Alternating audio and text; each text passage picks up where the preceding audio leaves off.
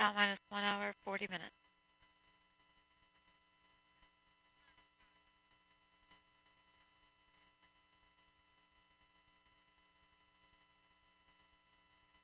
LC slick on channel 1. Go ahead. Hatch closure complete. Roger.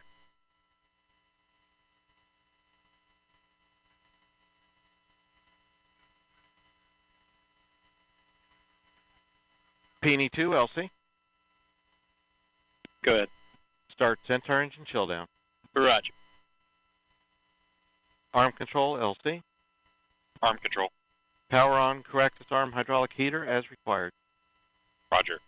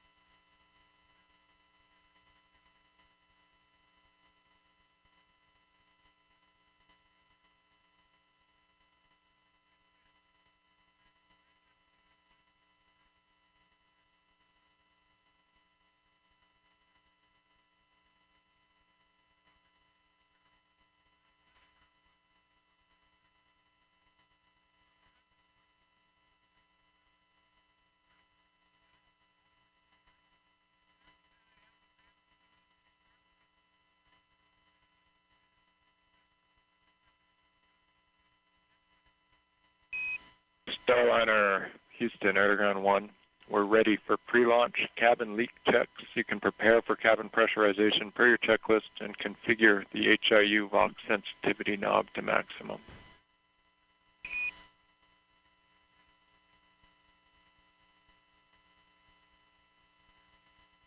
All right, that's in work. Copy.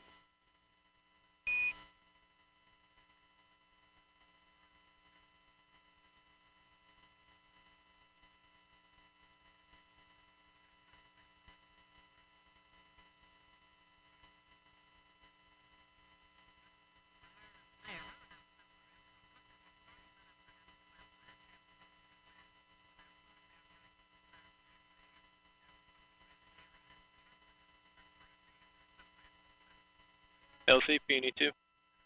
Go ahead. Center engine chill down initiated. Roger.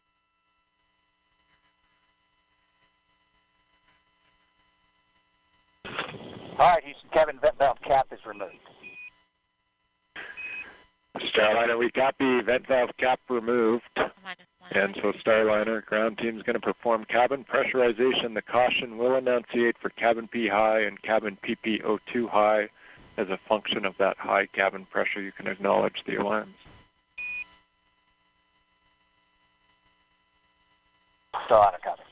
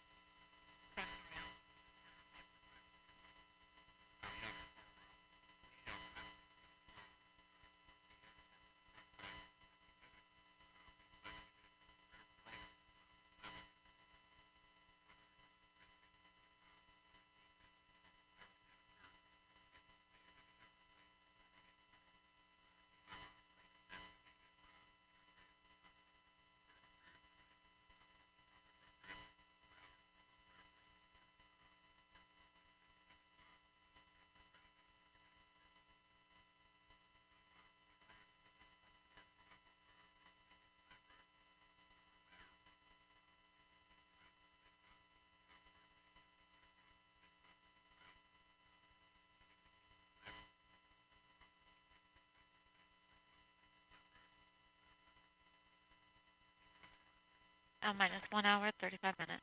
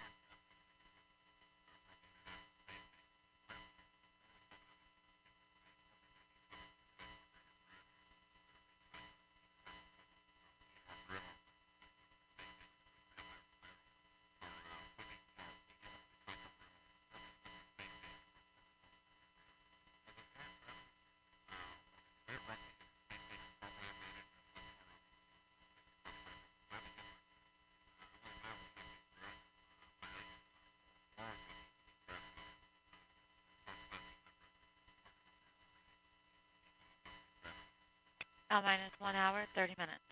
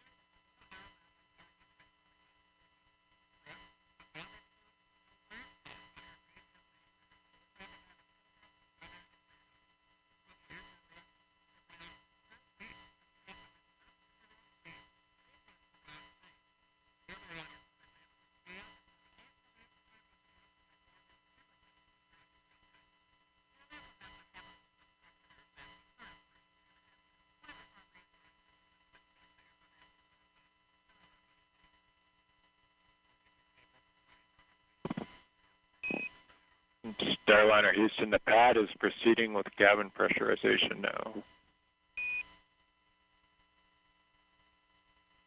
Copy.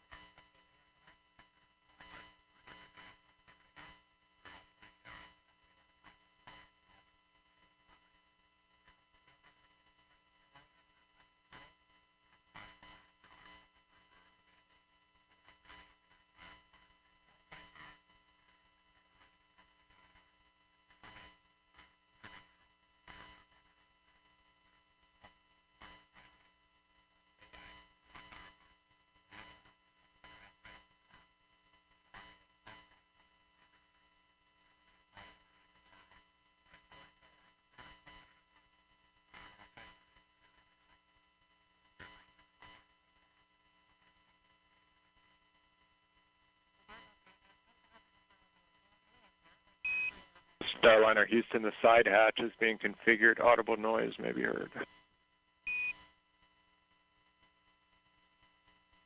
Starliner, copy.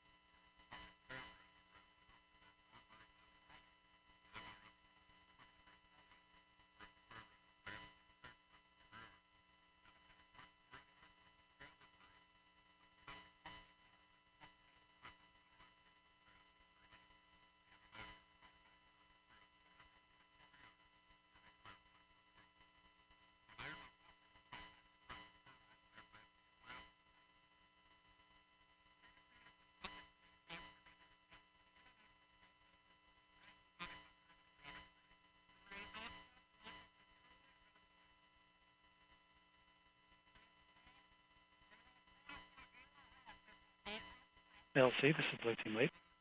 Go ahead. Yes, sir. Could I talk to you briefly on Channel 20? Roger.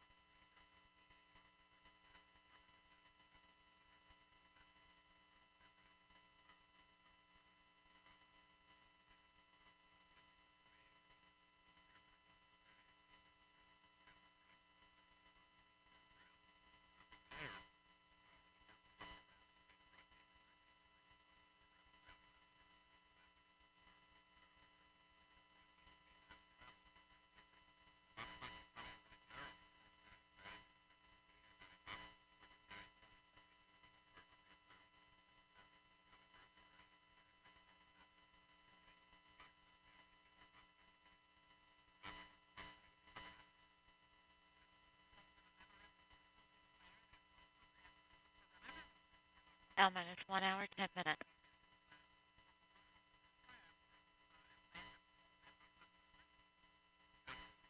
RC, verify range ready for FTS open loop test. Verified. FTS LC, This is FTS. start final open loop FTS test. Roger.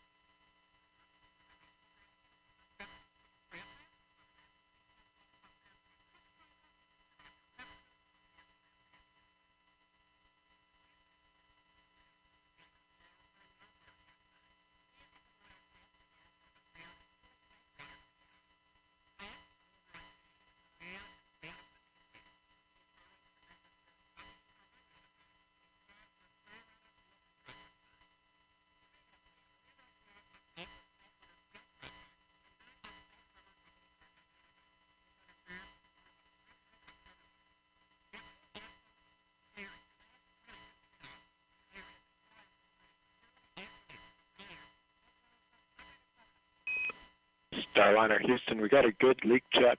You can open the vent valve. All right, copy. Good leak check. Vent valve is coming up. Roger.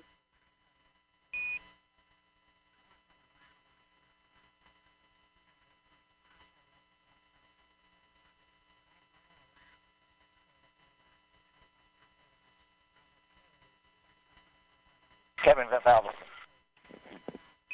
We copy, vent valve open.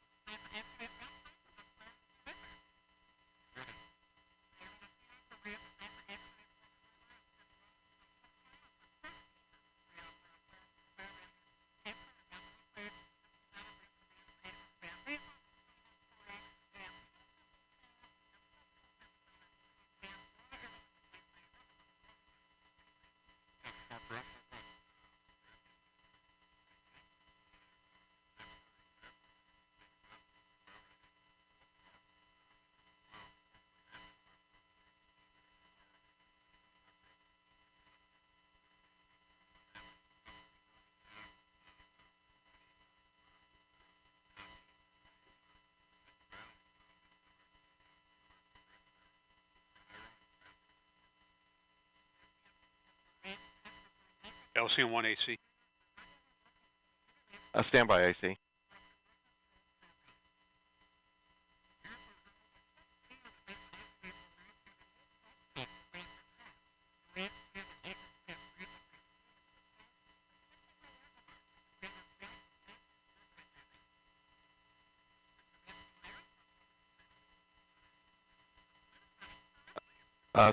Proceed AC. Yeah, we've got similar indication of CSIA thrust section temp of getting close to its limits, similar to what we had before. We'd like to have a discussion with 6 about potentially safe. Roger. Please convene the anomaly team and provide a recommendation. Wilco. LC Lockstep. Go ahead. Requested permission to perform Centaur LO2 transfer line reach. Roger. Proceed. Blue team lead, LC on 1. Go ahead, sir. Roger. Centaur L2 is performing our rechill operation. Roger, I'll alert the team.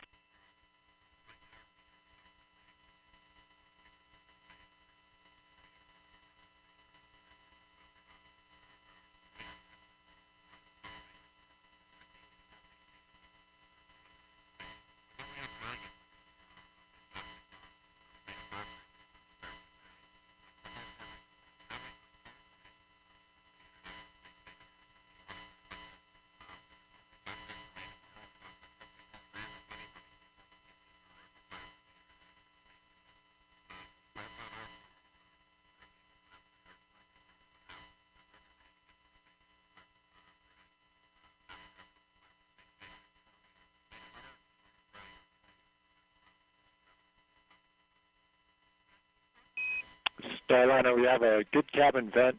You can close and cap the vent valve per your checklist. Configure the HIU Vox sensitivity knob to desired levels. Copy that, in work.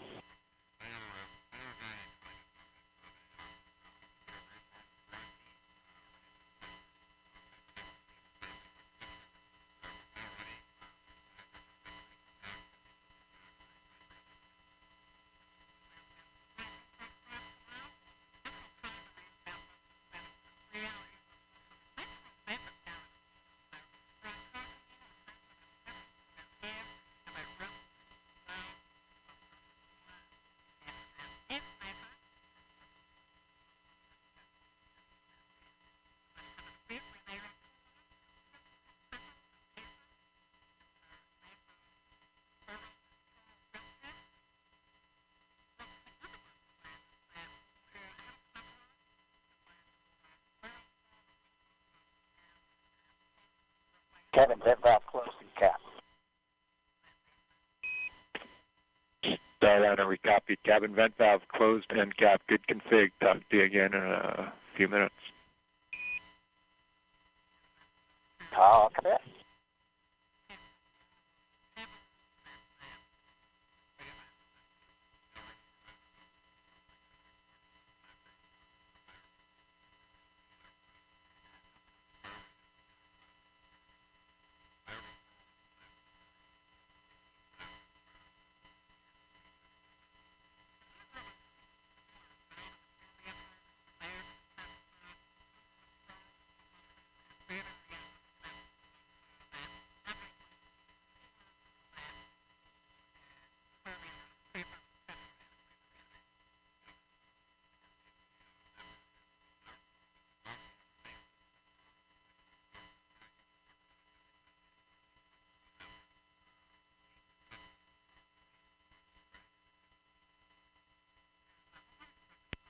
L minus 1 hour and 1 minute.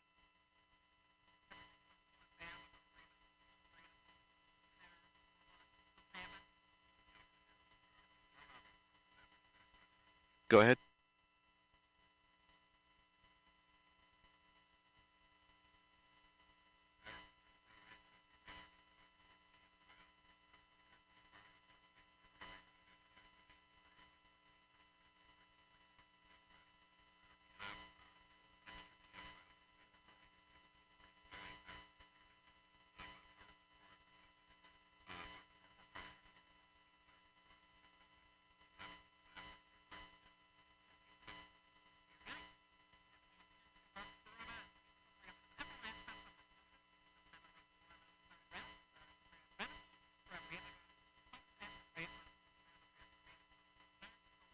LC1 AC.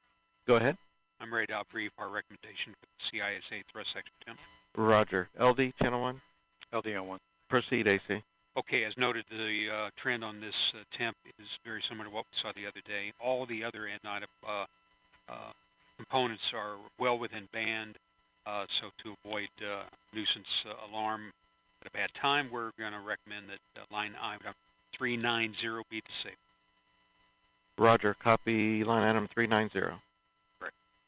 LC concurs. LD? LD concurs. Roger. RLM? LC?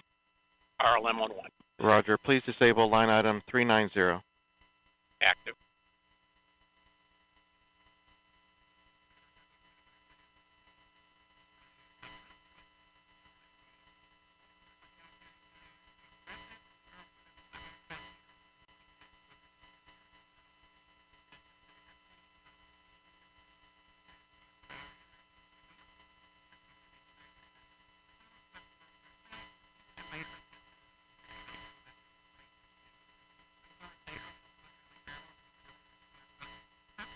LC on 1, this is RLM. Go ahead. Line item 390 has been disabled. Roger.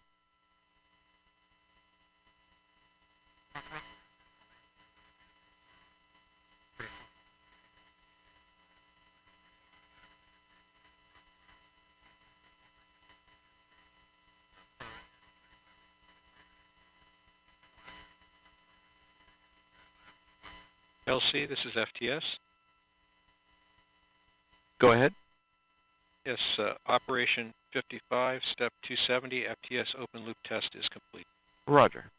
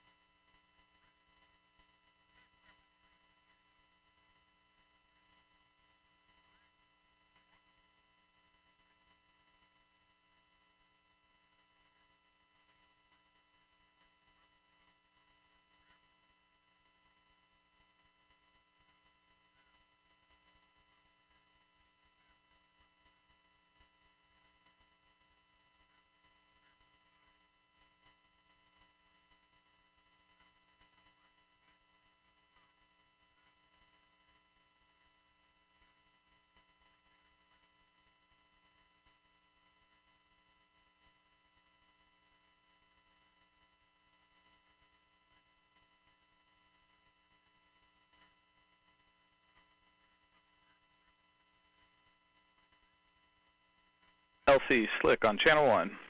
Go ahead, Slick. CST 100 pad operations are complete and ready to configure the white room for launch. Annulus purge was disconnected at 1354 Zulu. Roger. Blue team lead, LC. Go ahead. Perform toxic vapor and O2 checks when raising the environmental seal and configure white room for launch. Roger.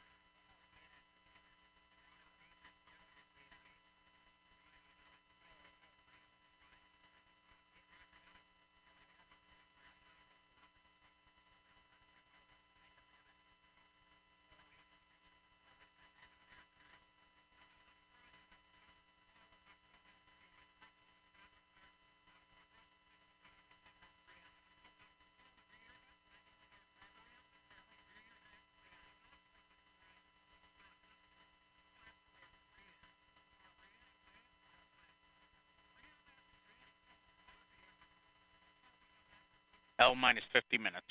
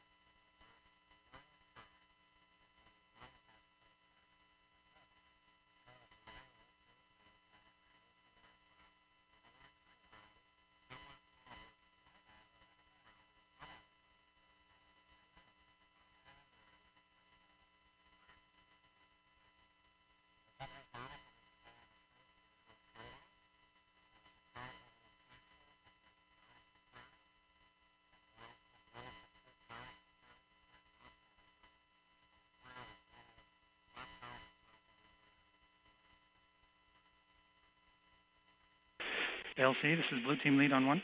Roger.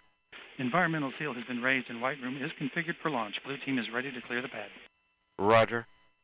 We're going to hold about 5 minutes before we give the final clear, Blue Team Lead. Understood. We'll fall back to level 12 and prepare. Roger.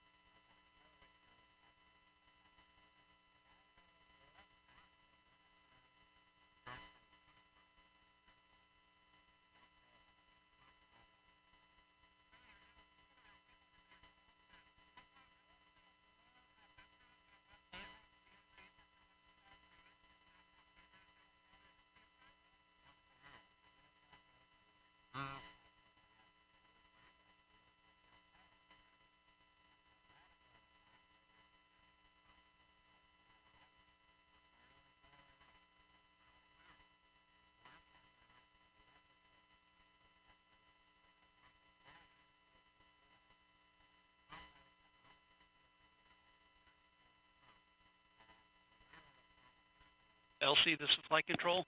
Go ahead. Steps, Operation 60, Step 70. L-3 primary steering file, adjust underscore AV085 underscore 06 with SDL CRC 1 Echo Bravo Charlie has been received, verified, and is ready to load into the Inca. Proceed with load. Roger.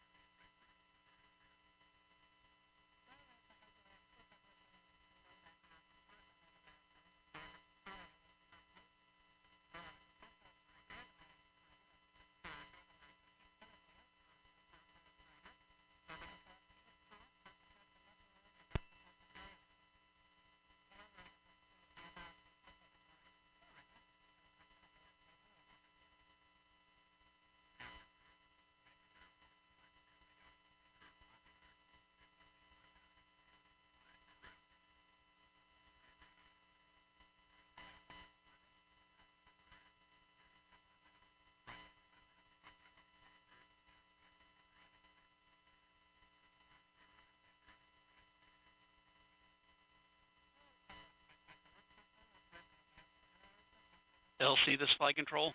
Go ahead. Yeah, Operation 60, Step 110, L-3 primary steering file adjust underscore AV085 _06 with SDL CRC 1 Echo Bravo Charlie has been verified and loaded into the Inca. Roger.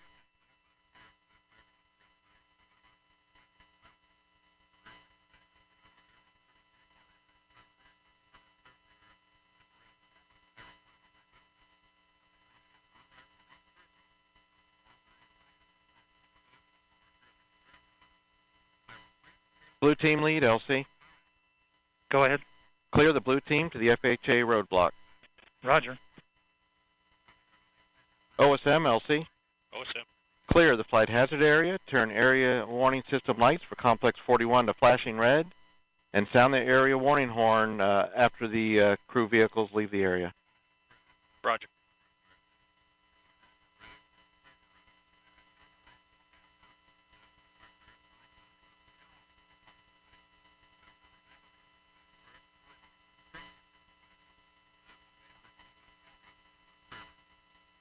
FELC. Go ahead. Disable CAT TVM system monitoring. Roger.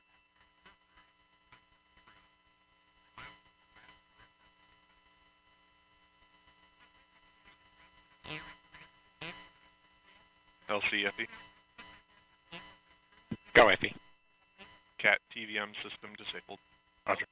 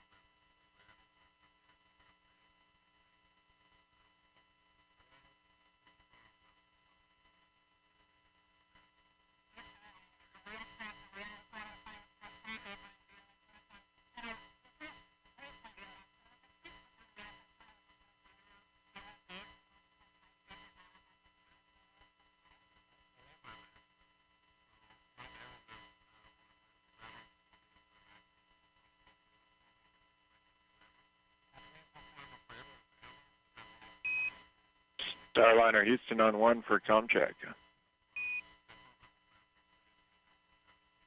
CDR loud and clear. Starliner Houston, we have you loud and clear on 1 as well. We'll call that our L-35 comm checks. Moving on, for your awareness, boot team has departed the pad. As a reminder, the environmental seal is up, so you'll have to deal with that if you get out from this point on. And I have your AEL checklist updates, but I'll just summarize them. There's no change from our last. Let me know if you need anything, but no change to the numbers. Okay, copy. No, we need none of them, no change. And we'll go triage side 12, which is a right turn to the south. Right turn is correct. And that completes our L-35 updates. Thanks. Thank you. Stand by for LC. LC Flight Channel 1. Flight this ALC, stand by 1. Stand by.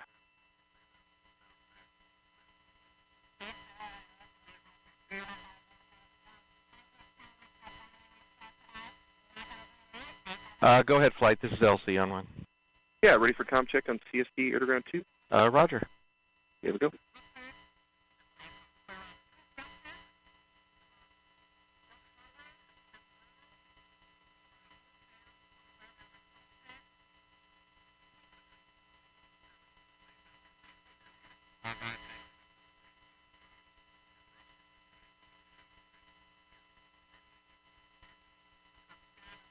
Blue team has cleared the pad. Roger.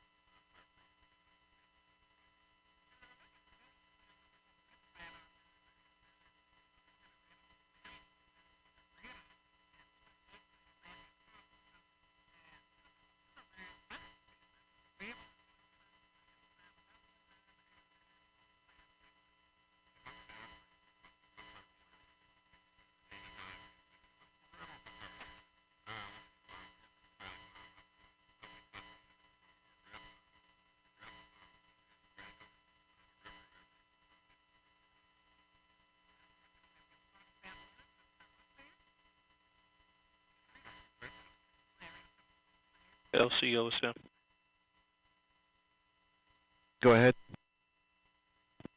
Yes, sir. Op 60, step 10, step 20. Blast danger area is clear. Roger.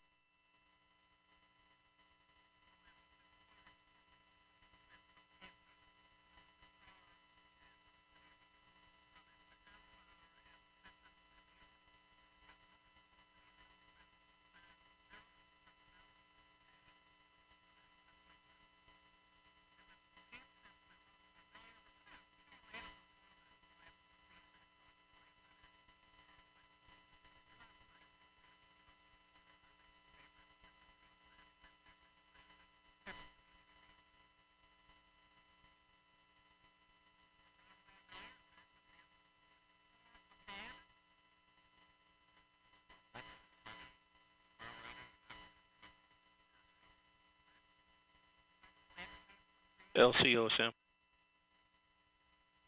Go ahead. Yes, sir. I can also give you step 60. Flight hazard area has been cleared of all personnel accounted for. Roger.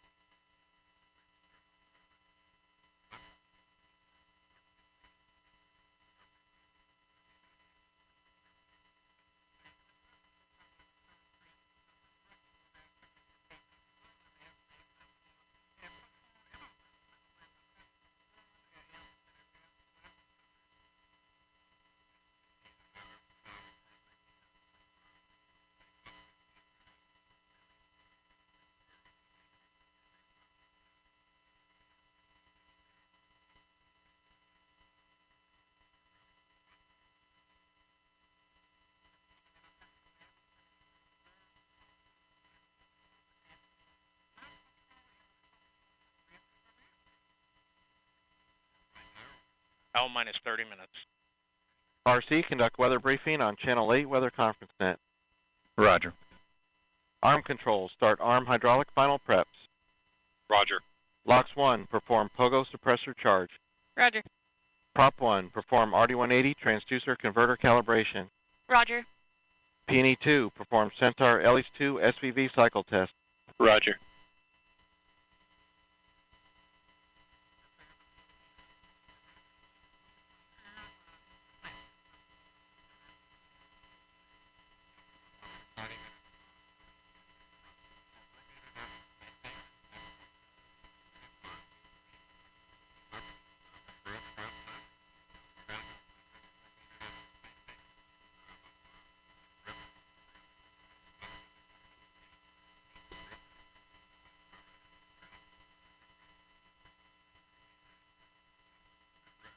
L minus 29 minutes.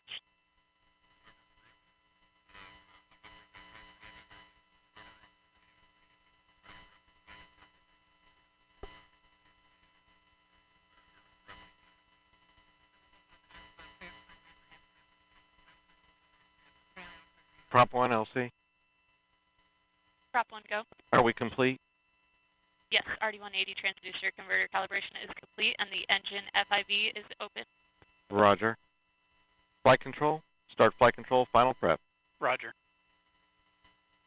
LC, P&E 2. Go ahead. Centaur LH2 SVV cycle tests are complete. Roger.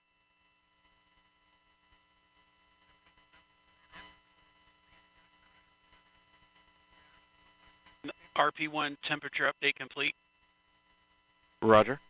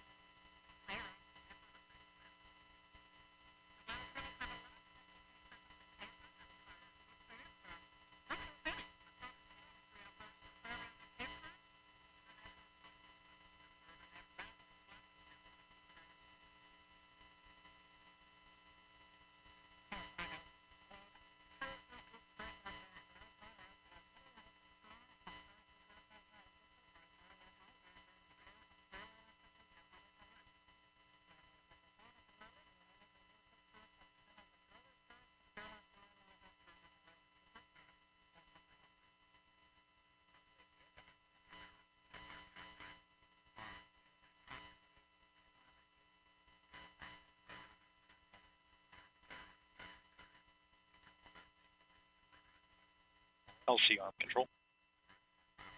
Go ahead. Arm hydraulic final preps are complete. Roger.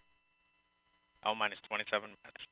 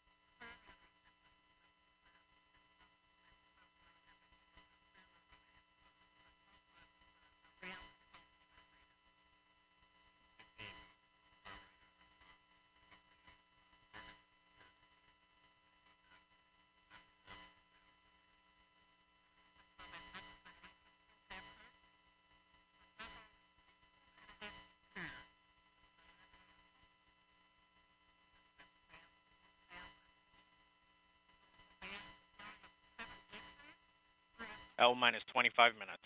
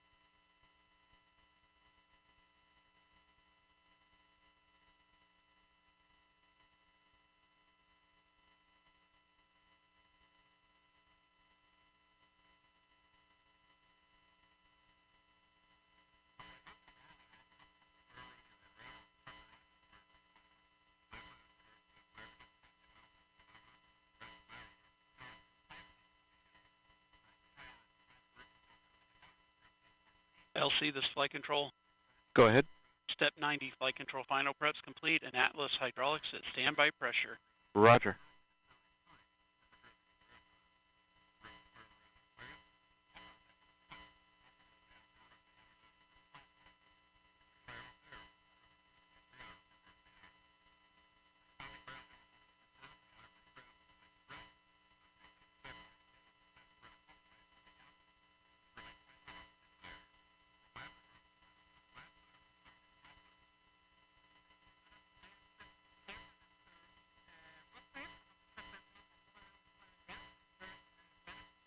L minus 23 minutes.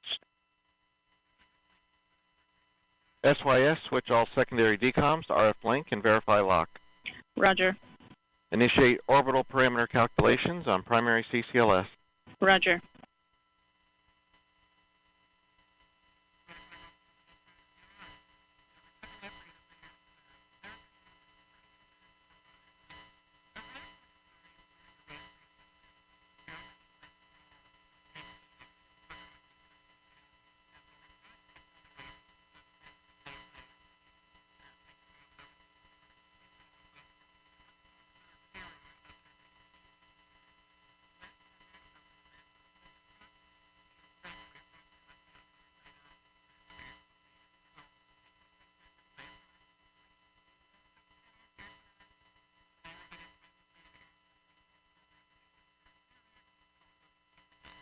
L minus 22 minutes.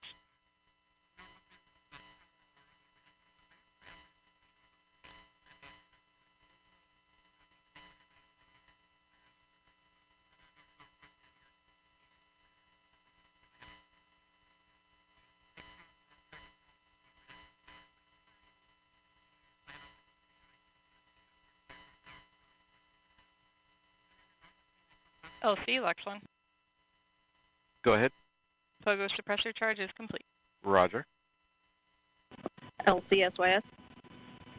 Go ahead. All secondary.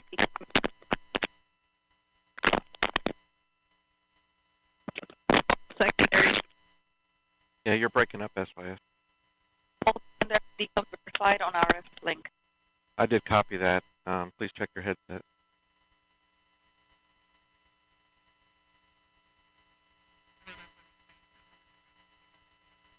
L minus 21 minutes.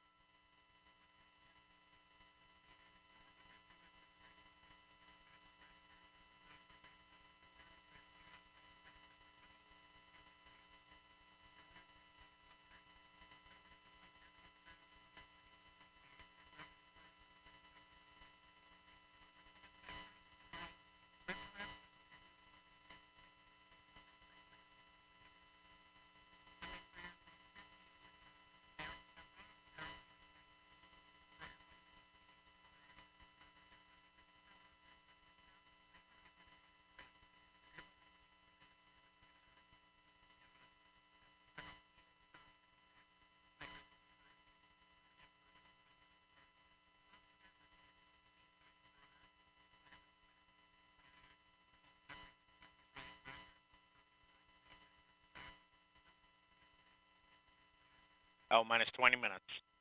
PNE1, reinitiate AHB charging. Roger. RLM, verify redline monitor and event table or in the you can correct configure suit configuration flow, for terminal deflate count. the lumbar support, configure your restraints. RC, For the verify keep solar your radiation, visors up, please. acceptable for Ground launch. here will be commanding Verify. off. Suit fan Bravo momentarily.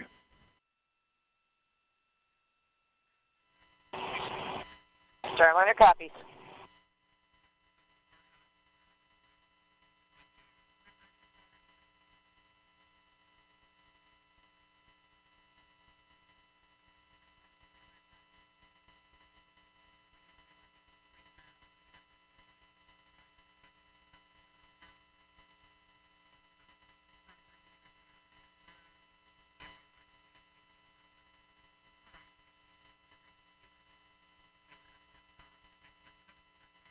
All communications switch to channel 1. All personnel and visitors remain in present position until launch. Maintain operational silence in the LCC. This is the LC with a terminal count briefing. If a condition exceeds a launch constraint anytime after the terminal count status check, The observer shall announce hold, hold, hold on channel 1, identify their station, and briefly state the reason for the hold.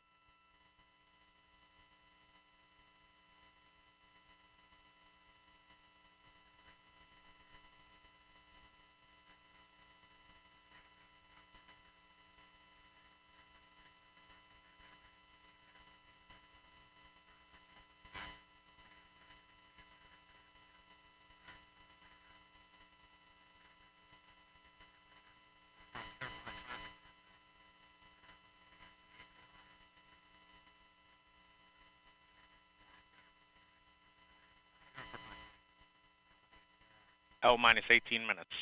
Flight control, perform launch on time verification. Roger.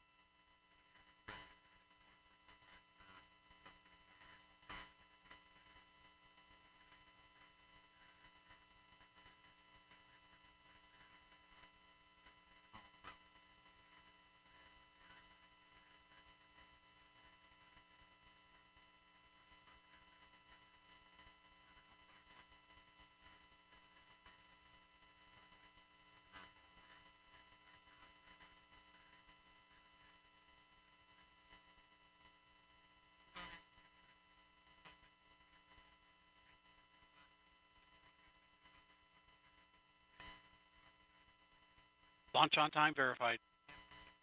Roger. LC Peony 1. Go ahead. AHB charging reestablished and at flight mass. Roger. L minus 17 minutes. OSM, place SRB ignition SNA switch in the enable position. SRB ignition enabled. Verify FCO, RCO, and OSM hold fire switches are in the proceed position. Ready to proceed.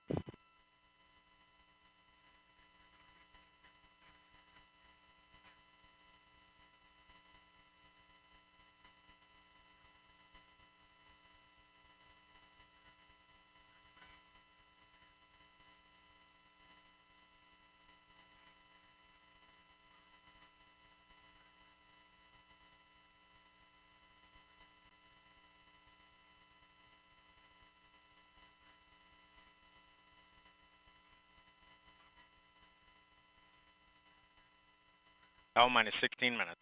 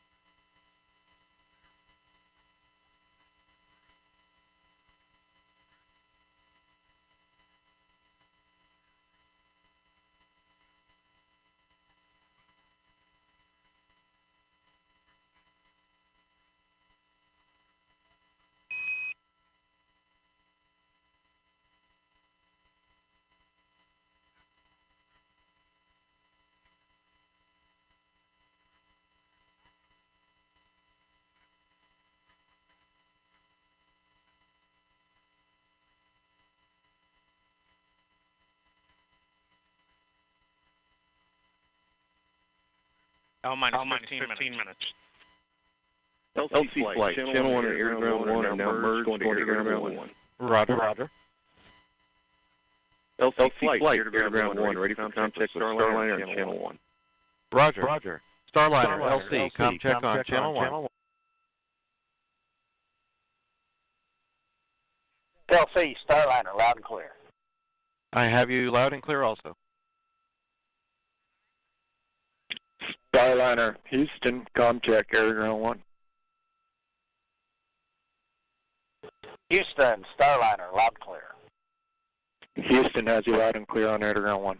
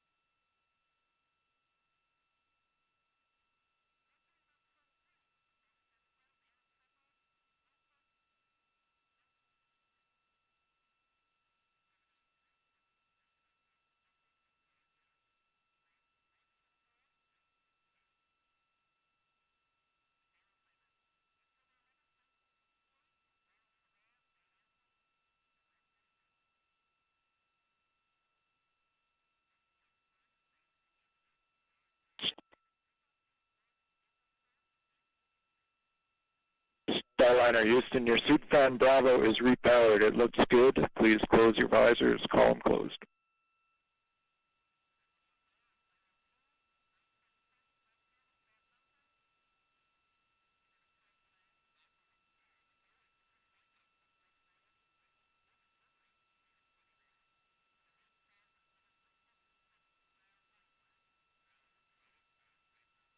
Houston, Starliner, visors closed. Houston copies, visors closed. L minus 12 minutes.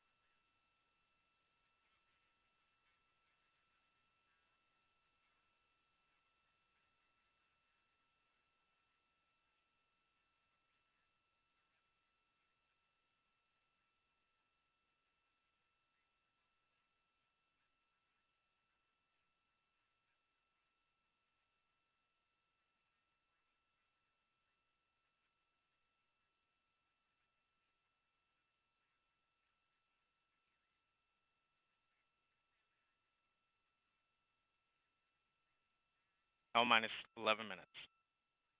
Arm controls, though the crew access arm for launch. Roger.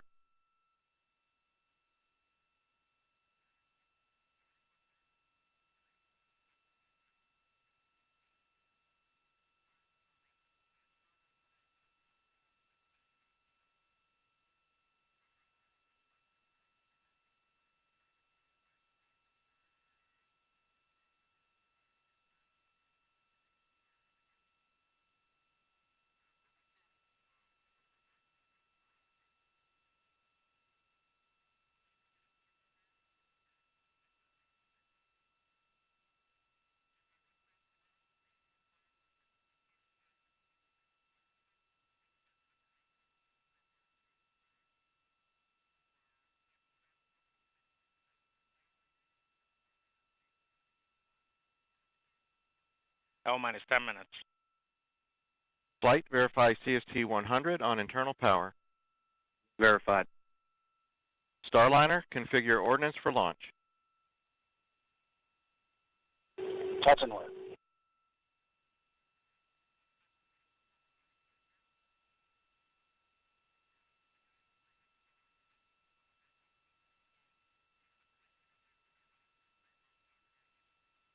Ordnance configured.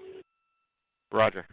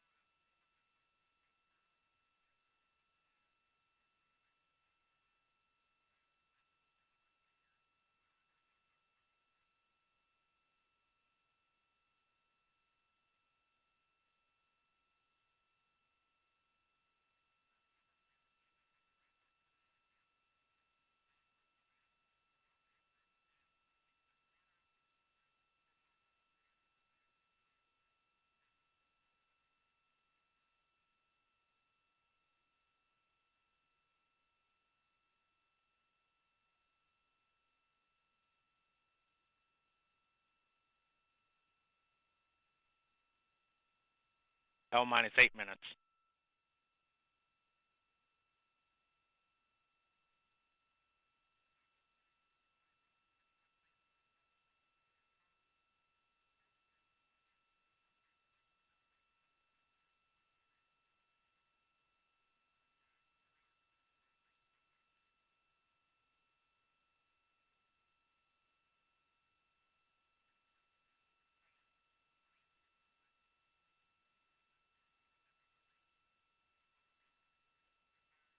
LC arm control. Go ahead. Drew axis arms stowed for launch. Roger. LC switch to ready position. All steps are complete prior to status check.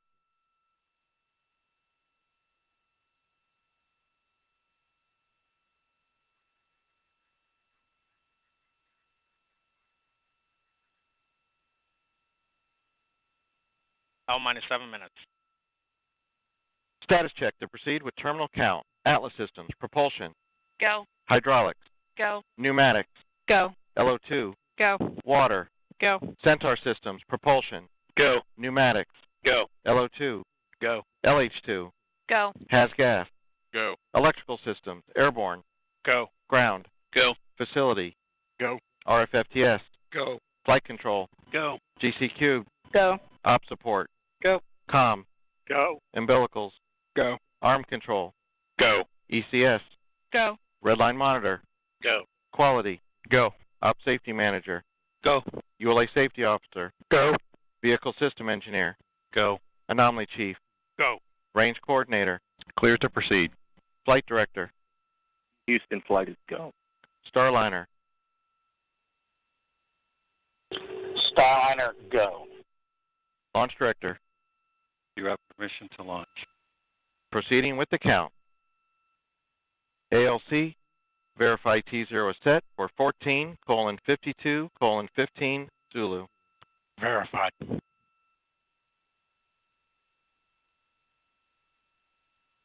Starliner, net is clear. Thank you, LC. For everybody listening, just a thought. Sonny and I, as we were traveling to the pad, we saw many American flags, and many of you were waving flags at us.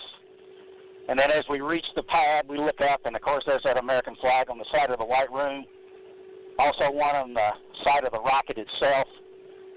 And we know that that represents unity and resilience and unified efforts for the common good. And that's what Sonny and I have witnessed this last month. Each of you displaying what this nation's forefathers envisioned, a people committed to God, family, and country, a people who use their gifts and talents for the common good, and are passionate and tough. And we all know that when the going gets tough, and it often does, the tough get going. And you have. And Sonny and I are honored to share this dream of spaceflight with each and every one of you. So with that, LC, let's get going. Now let's put some fire in this rocket, and let's push it to the heavens where all these tough Americans have prepared it to be. Let's go, Calypso. Take us to space and back. LC flight, Starliner configured for terminal count. On my mark, Roger. the time will be T-minus 4 minutes and counting. 3, 2, 1, mark. 3:55. Ground pyros enabled.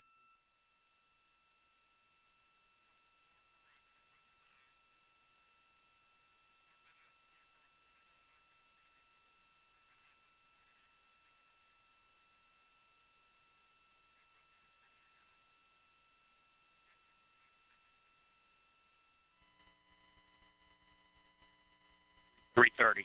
Atlas hydraulics at flight crash.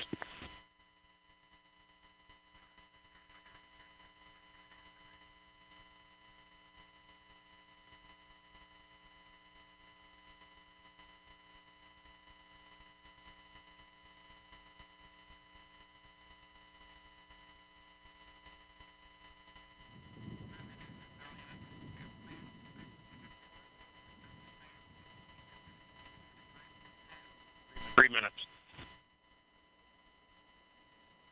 Pressurizing Atlas tanks.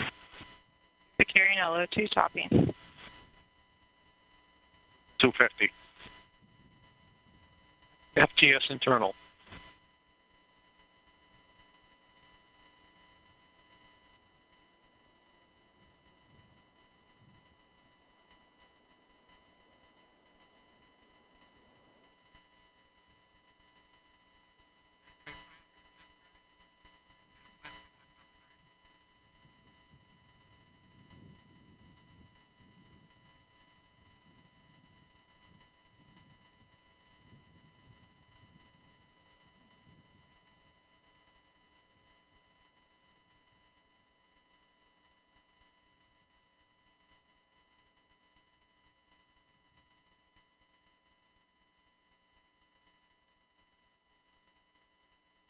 159. Vehicle internal. 155. Launch sequencer start. 150. Securing Centaur LH2. Securing Centaur LO2.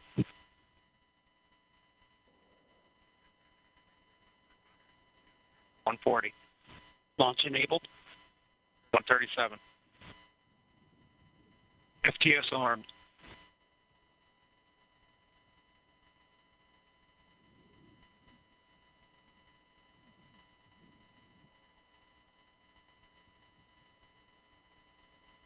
120. OCU's armed. SCS count started. EDS ascent. Starliner, last arm to auto. Last arm auto. Roger.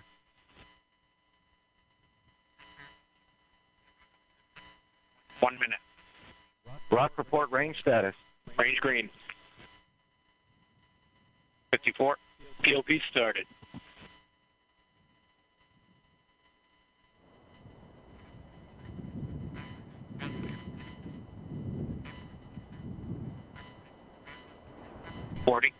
Atlas at flight press.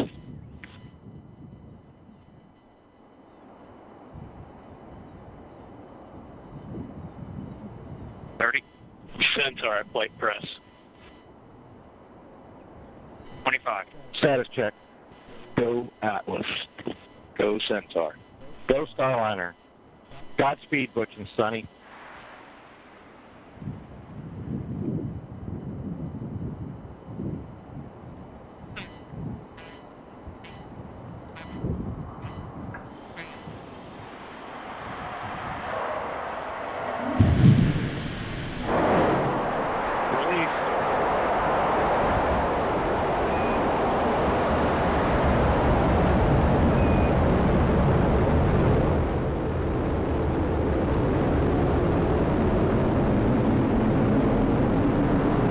Houston, Starliner roll. Roger, roll.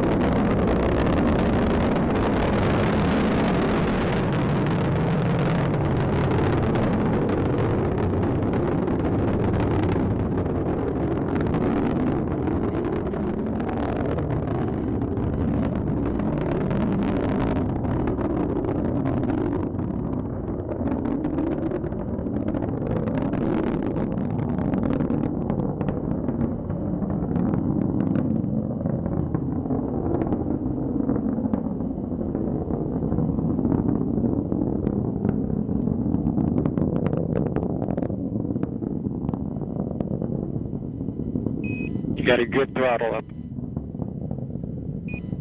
Good throttle.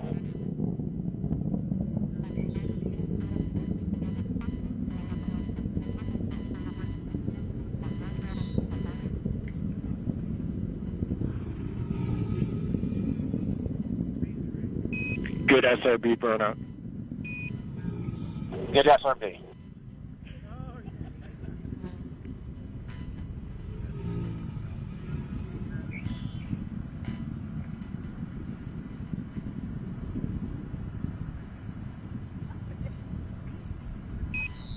Good handle.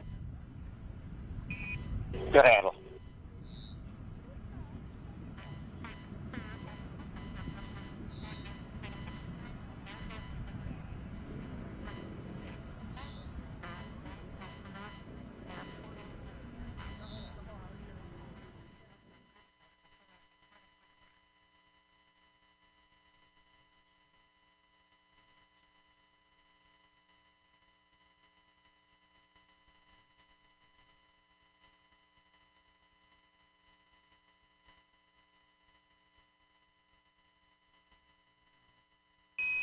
CLG and net, good trajectory.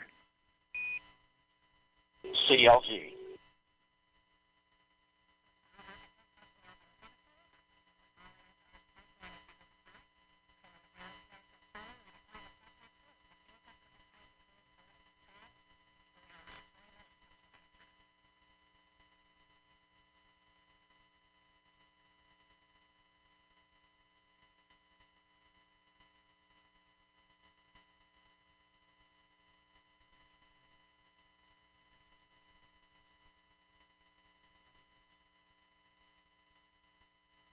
console, start shifting steering.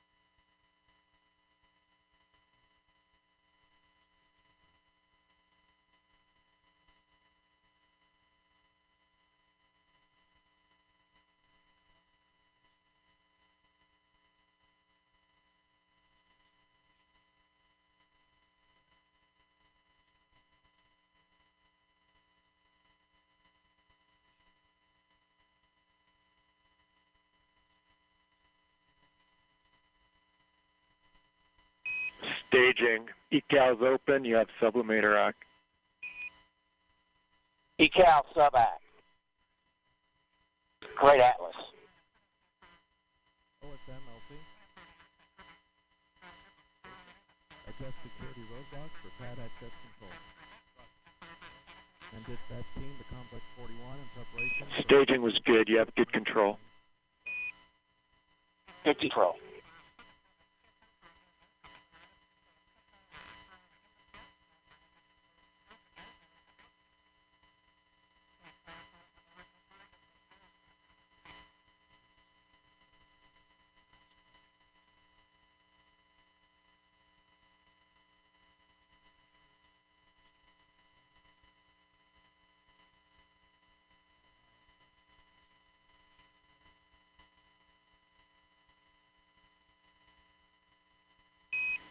Starliner, you had good booster performance. You're up to plus 31.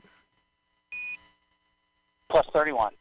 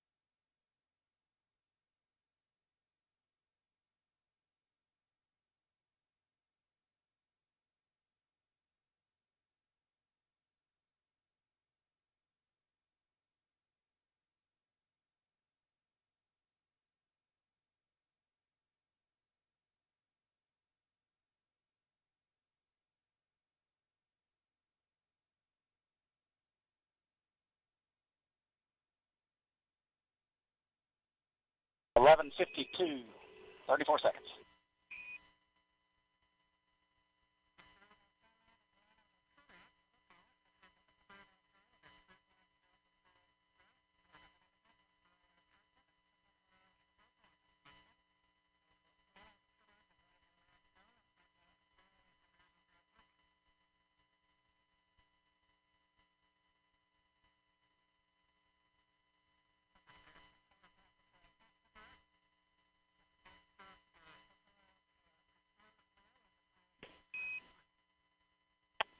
No action, Starliner on the LCL. That's just the system coming up into controlling mode.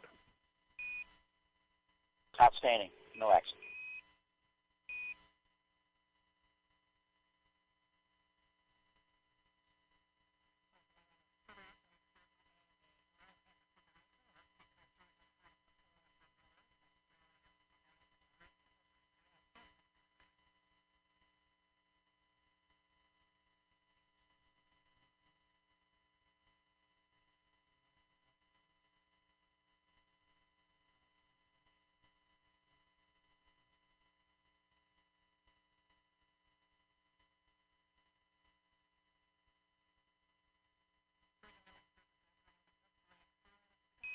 Starliner, you have good cooling. Good cooling.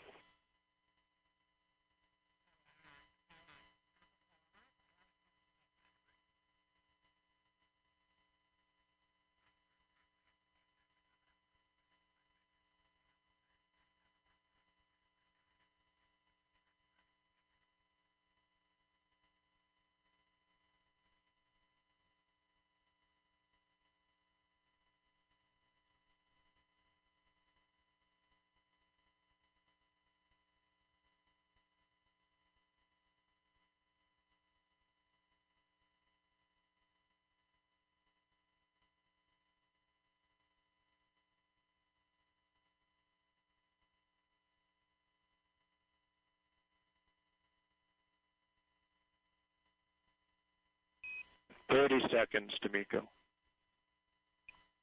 30 seconds.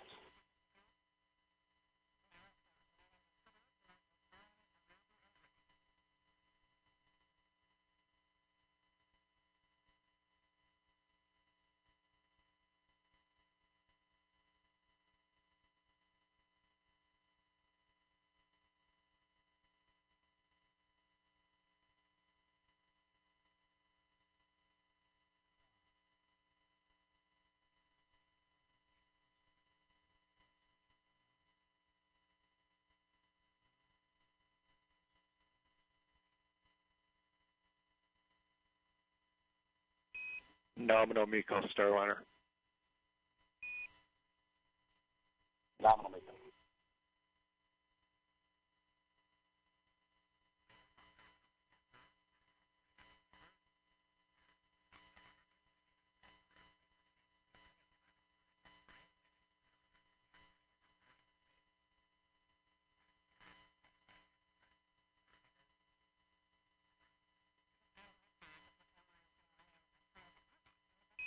LVSEP 14:5 to 1452.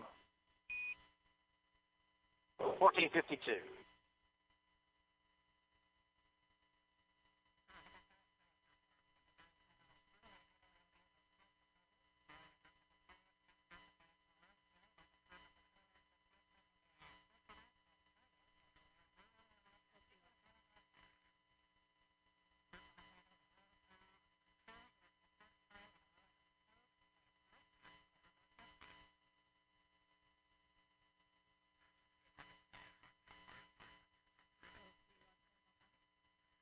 Go ahead. Roger. Bring it full for pad entry. Atlas LO2. Water system. Atlas propulsion. Atlas hydraulics. Atlas pneumatics. Centaur propulsion. Ready. Centaur pneumatics. Ready. Centaur LO2. Centaur LH2. Facility electrical. Environmental control system. OSM. Relay safety officer. OSM, place complex 41 warning lights to flashing amber. And dispatch team onto complex 41 for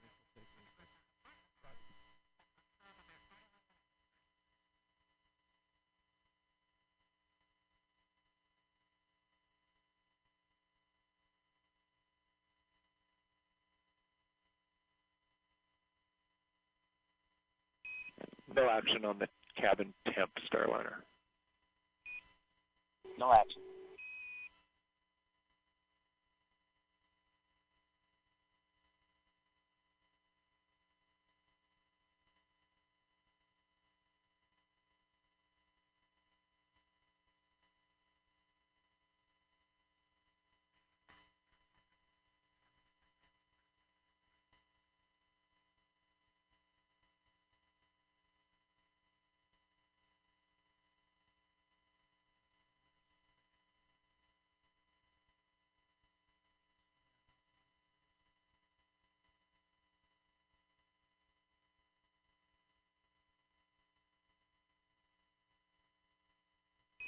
LVSEP confirmed. Good LVSEP.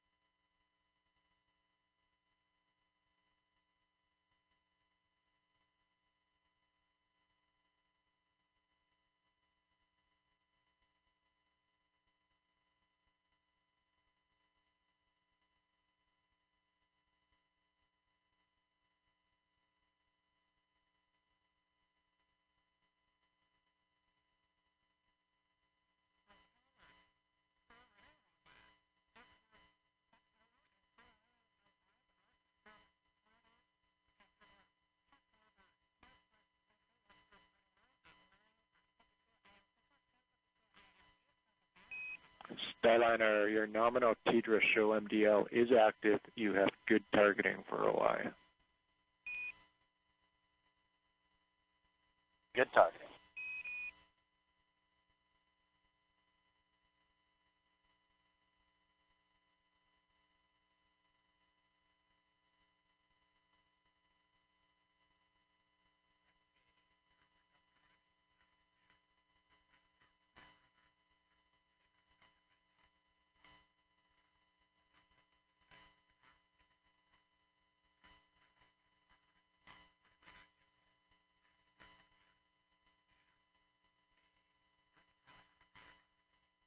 And Houston Starliner. Go ahead. Yeah, if you could relay a message to our brethren at ULA. We're all listening. Go ahead. Yeah, they've been a member of the family for a long time, but now it's official, and we want to welcome them to human spaceflight. We all copy all and really appreciate the words.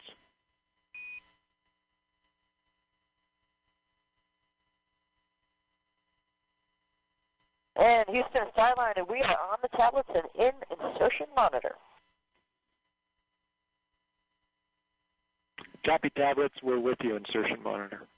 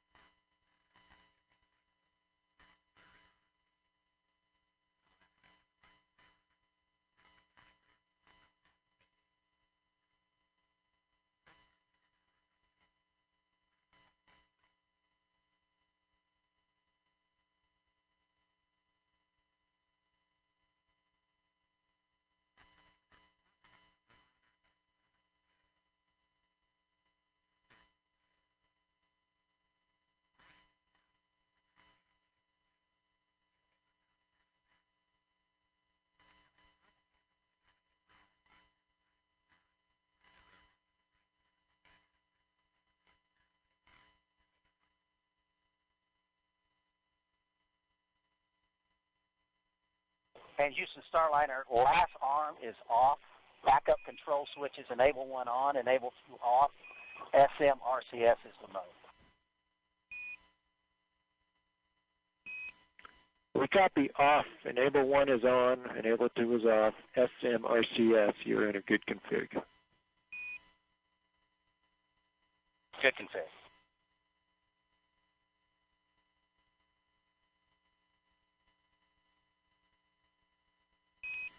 Your EXDV targets are on board and good. Good EXDV.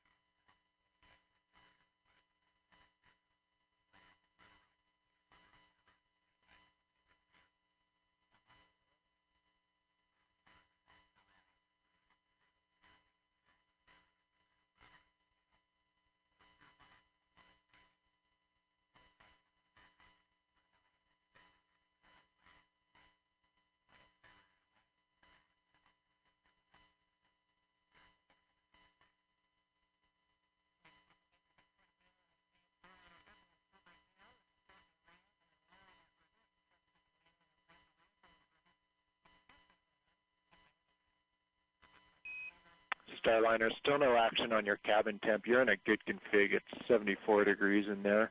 And that's just due to the T2 sensor sitting beside the light. So we're actually going to inhibit that particular sensor. We'll let you know when we bring it back online. Okay, great. Looks like we're on our way to thrust align. Denver.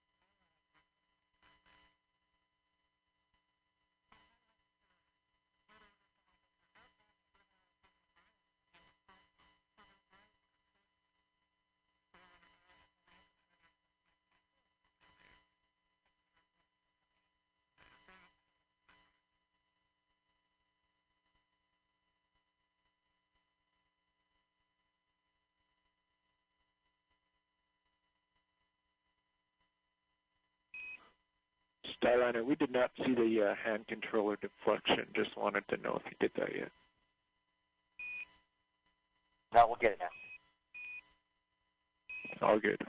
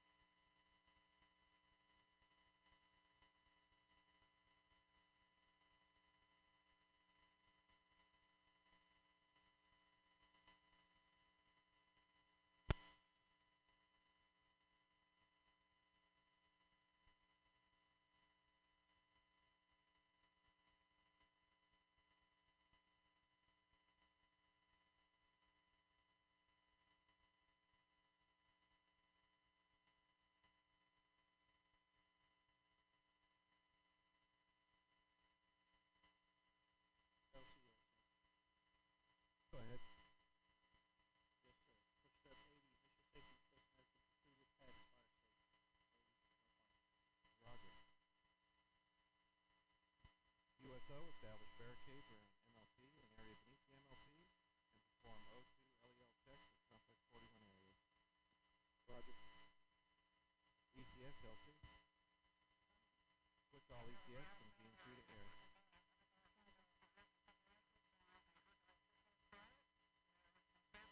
FELC.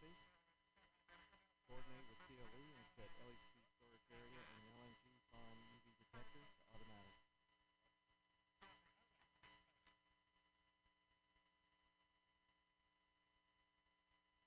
And DCS LC. Starliner, good config for the OI burn. Good config for OI.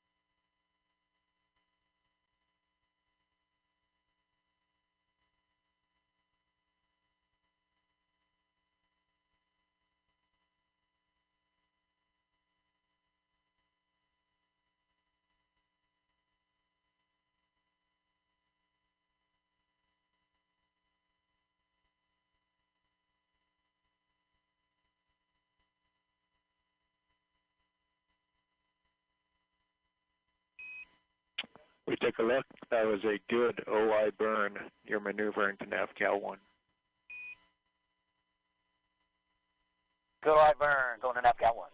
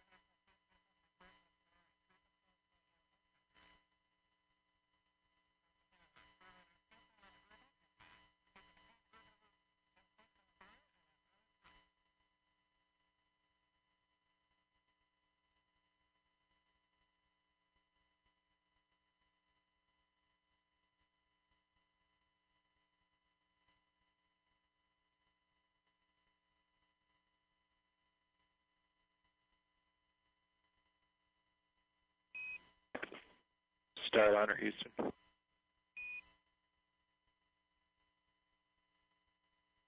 Go ahead, Starliner, Houston. Yeah, you do have good cooling. The sublimator is working. We are watching it, though, because the water usage is just a little more than we thought we were going to see. You probably noticed that. It's a reason for the advisory there. From the ground, we'd like to swap you over to the other leg. So we're going to close sublimator leg 1, wait for about 60 seconds, and then open up leg 2. You'll see us do that. No impact or action. Okay, we copy. We'll be watching. Thank you.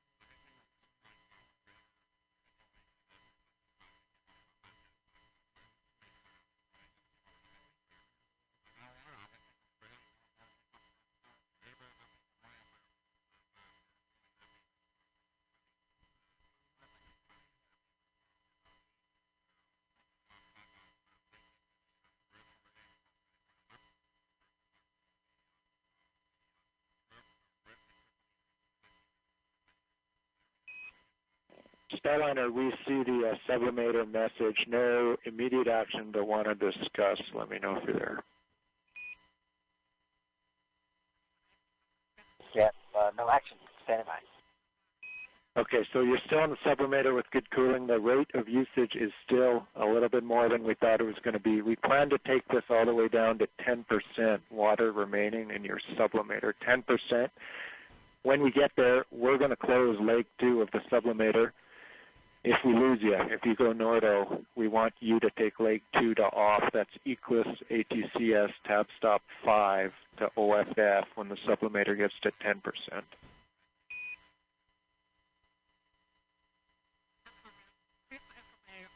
Okay, copy. You're going to take sublimator 2 to close. If we go Nordo at 10%, we'll take it off with the tab stop 5. Affirmative. I think your tab 5 will actually say close, but you're right. To close /off at 10%, and we'll have more for you soon. Okay, copy that. Closed.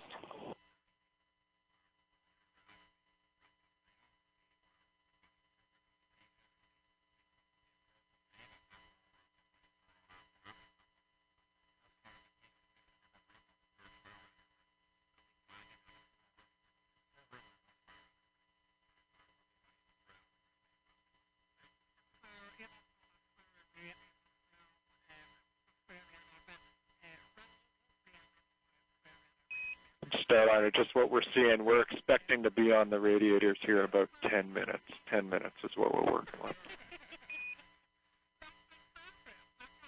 Okay, standing by, and if you need us for anything, let us know.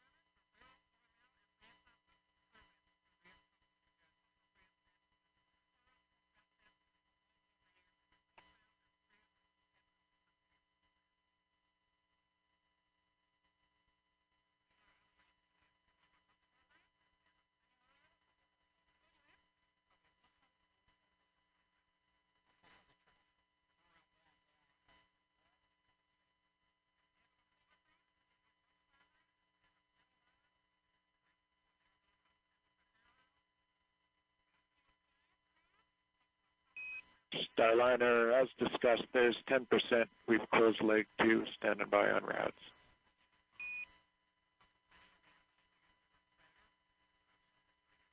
Okay, yep, we see leg 2 closed as well, and we're waiting on RAS with you.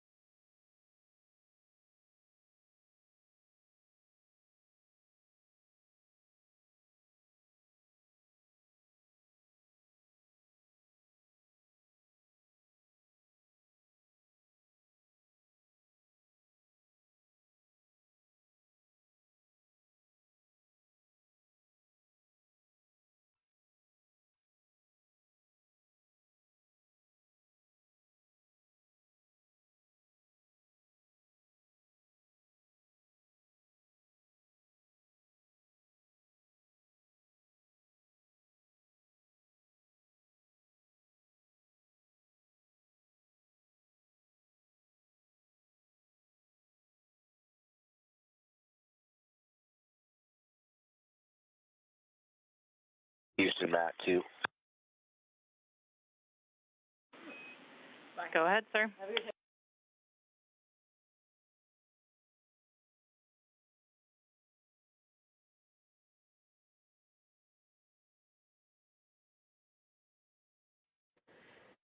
You're back with Mission Control Houston, coming to you from Johnson Space Center.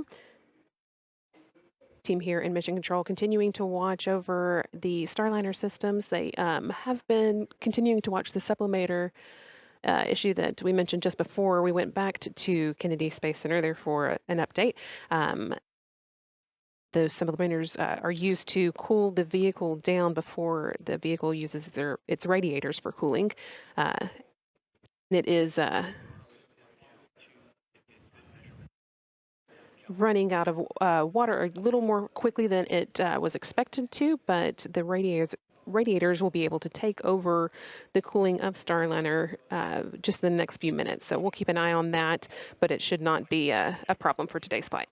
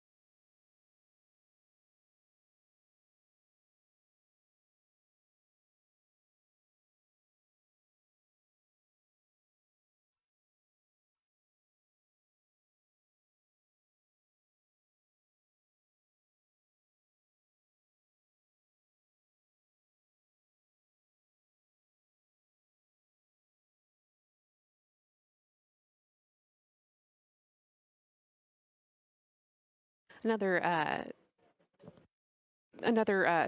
update that we got while we were getting those final words from Kennedy Space Center was that the team here on the ground is getting good data from the VESTA system. That is a key system on board Starliner. It stands for Vision-Based Electro-Optical Sensory Tracking Assembly, which is a long name because it's very important.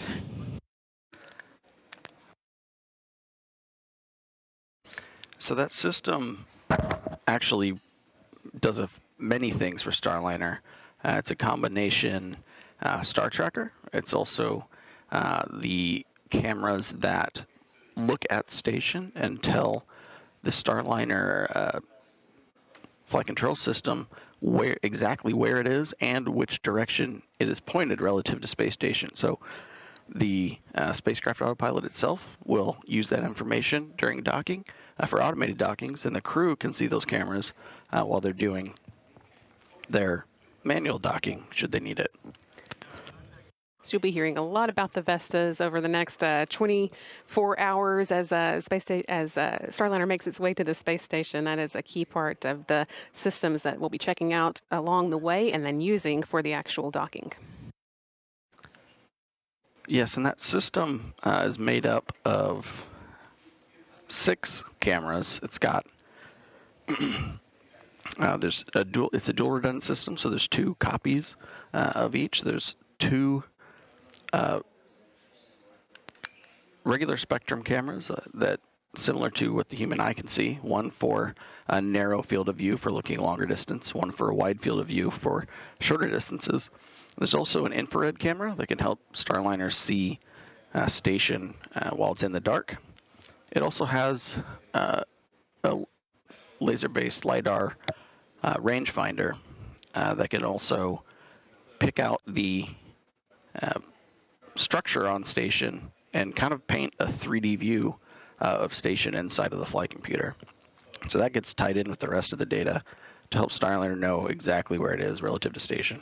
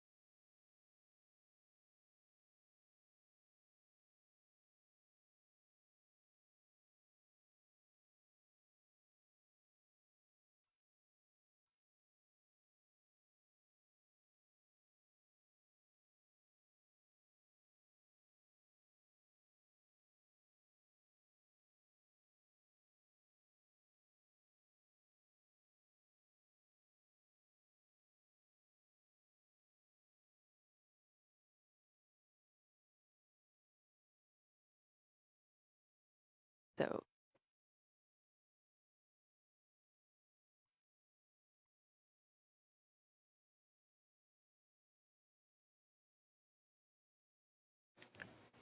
Starliner's finishing up its third of 3 navigation calibration maneuvers. The next things coming up are enabling some of the good rad flow. I'm not sure if they made a notice, but there was a few warnings pop up. Those were associated with the radiators coming online. We're still watching it, but good rad flow. No action. Yep, good rad flow. We did see him in no action. We figured that. Thanks. And those radiators, that was one of the items I was going to say is coming up soon. Starliner turns on the radiator system based on what the current temperature is, based a little bit on solar activity and the heating it got during ascent. So now that that system's on, cooling Starliner, we are looking towards getting Starliner pointed in the direction for the next upcoming burn, which is the NC burn, or the phasing burn, where that C means catch-up. During that phasing maneuver, Starliner is going to stay in a slightly elliptical orbit, but at a lower altitude than station, and it's going to use that time to catch up with station, and then we'll later move up to station's altitude for final rendezvous and docking. View you're seeing here is of the flight control team in Mission Control Houston. In the center of the view there is Mike Lammers, the lead flight director for this mission. Next to him, Rick Hempling, and on his other side, Josh Joshua Kutrick, the day's Capcom that you've been hearing talk with the crew. You saw Lammers there pointing around the room as he was going through a no-go call for moving into orbit ops, the next mode that Starliner will be working in, having finished its ascent and its orbital insertion burn.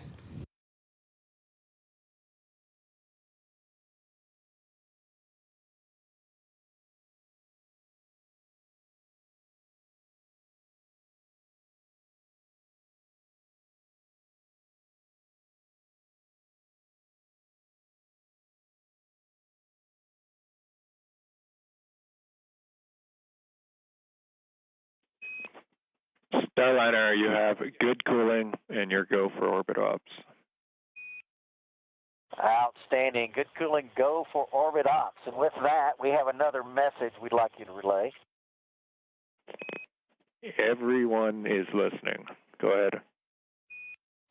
Yeah, if y'all could call Kennedy Space Center crew quarters and strongly request that they release Joe Acaba and James Branson from quarantine. I'm sure they would appreciate it. Yeah, I'm going to give him a call. I'm not sure Joe's going to want to leave, but we'll pass it along. You may be right. He said a lot of free bacon. Sounds good. You heard there that go for orbit ops that was communicated up to the crew that we were talking about just a moment ago. And also, of course, Butch Wilmore calling down that the chief astronaut, Joe Acaba, can be released from quarantine.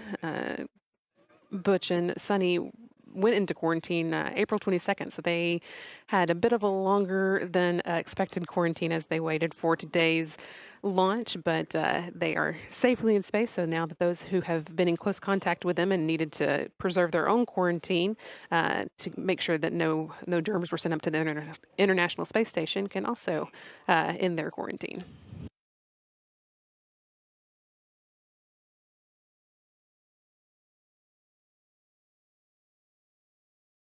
And Houston, are you ready for PCS activation?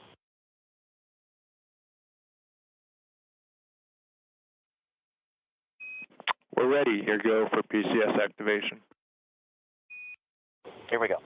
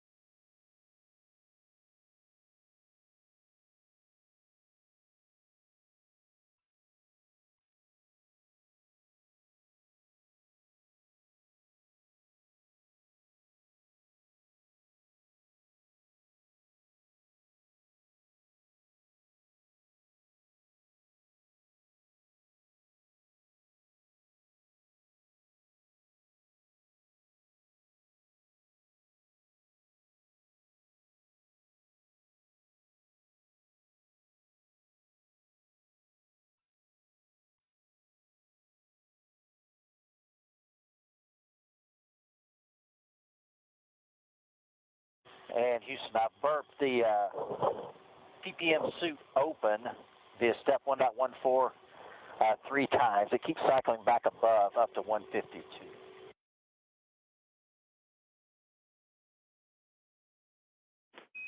Okay, we copy all, and the word is that you can just hold there and move on. It's a good value. Okay, we'll go with that.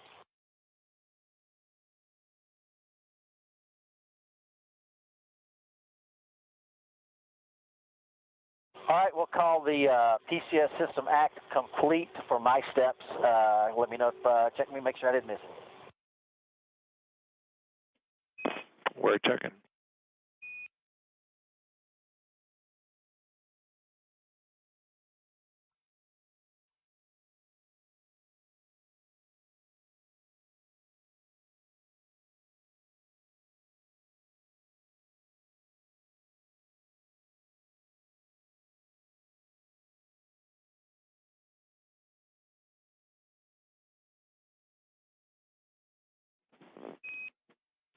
Starliner, your PCS activation looks good. Outstanding.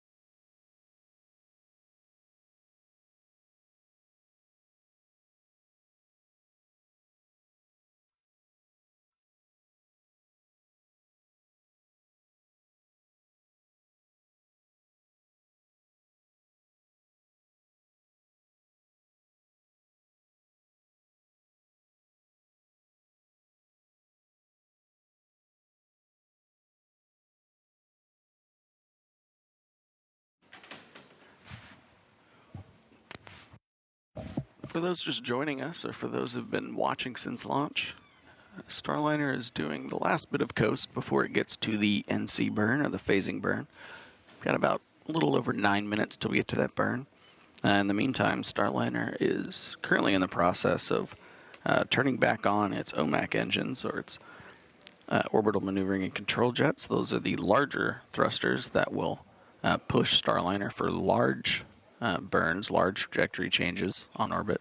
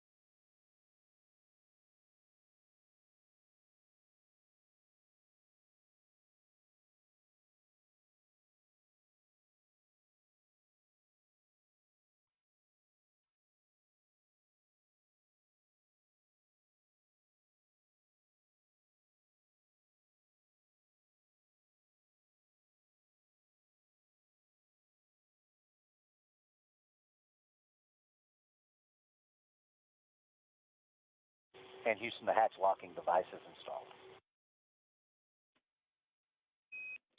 We copy, hatch locking device installed, thanks.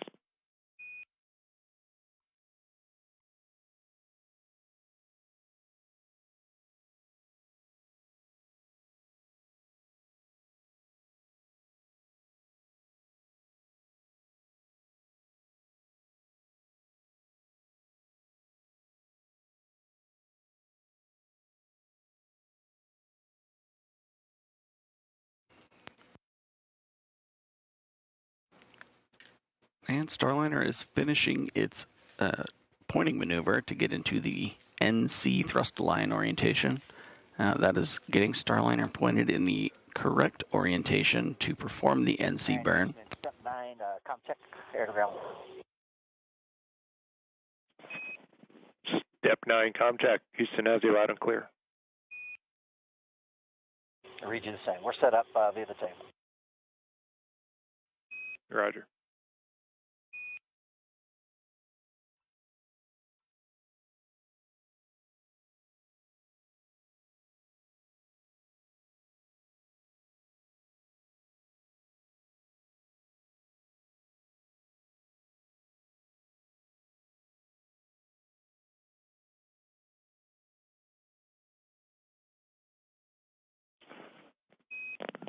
Starliner, good config for the NC burn. Good config for NC.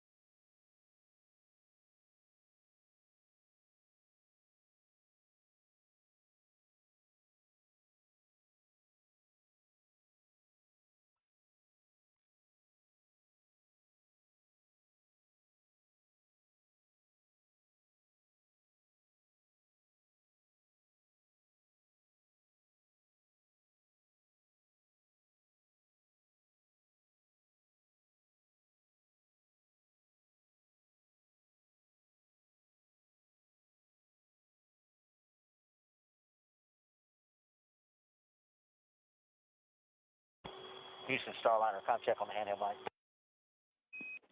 Houston has you loud and clear, handheld mic.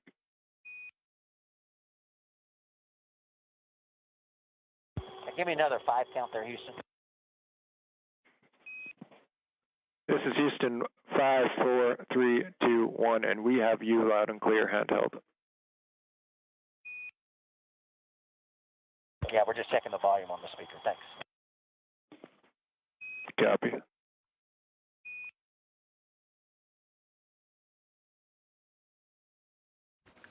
And you just heard some back and forth there between Mission Control and Butch Wilmore. The crews switched off of using their headsets. That way they don't have to stay wired into the console the whole time and wear those headsets. They've switched over to the speaker and handheld mic inside Starliner for any communication they need to do down to the ground. We're now coming up on about 3 minutes till the NC phasing burn.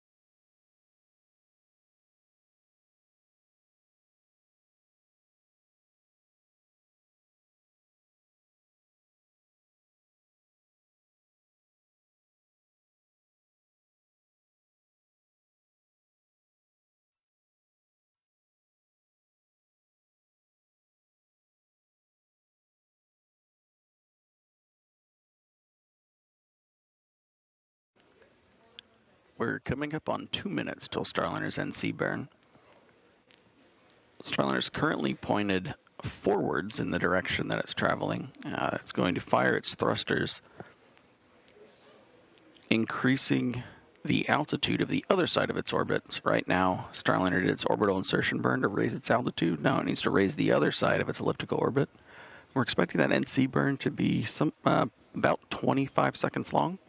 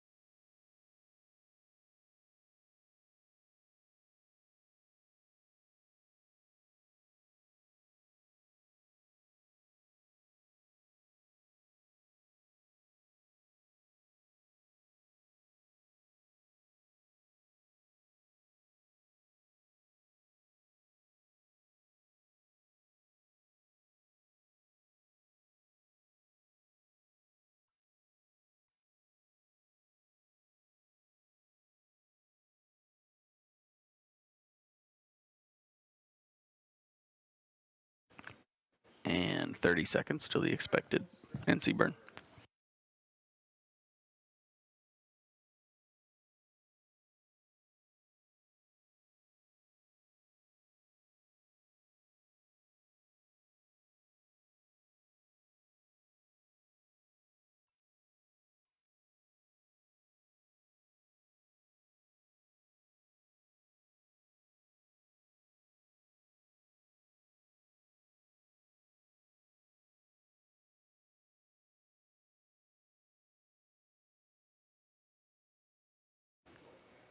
And NC burn is starting for good OMAC burn.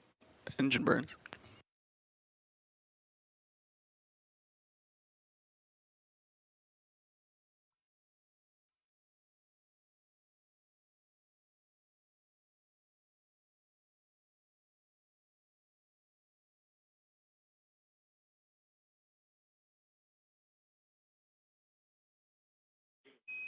Good NC burn. Good NC.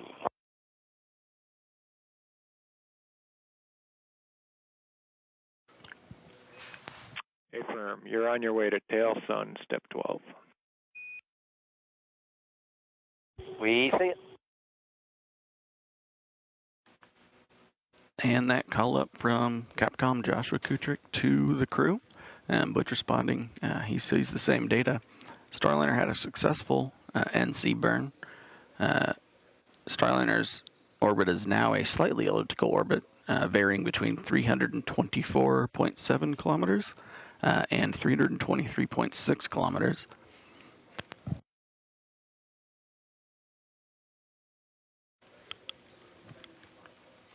In the meantime, while Starliner waits for its next burn,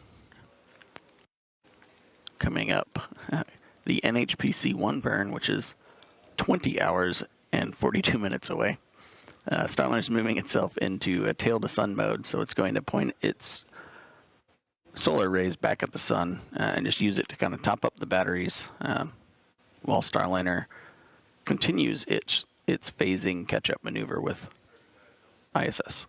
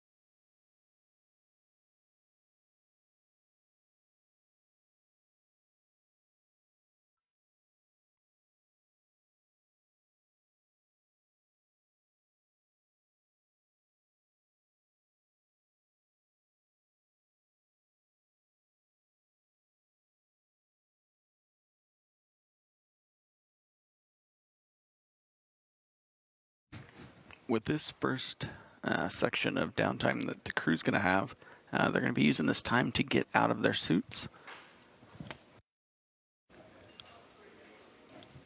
Should take a few minutes per crew member, but in the meantime, Starliner is also starting to open up its NDS NASA docking system entry cover.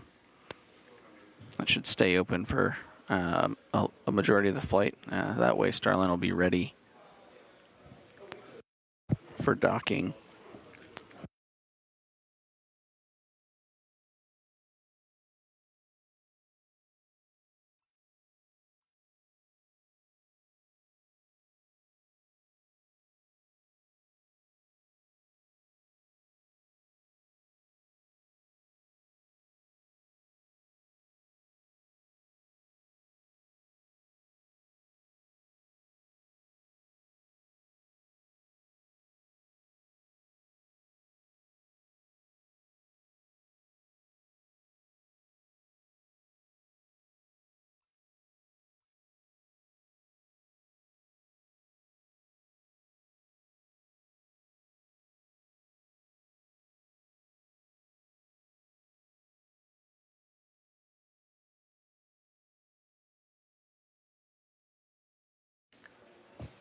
And flight control is here in Houston.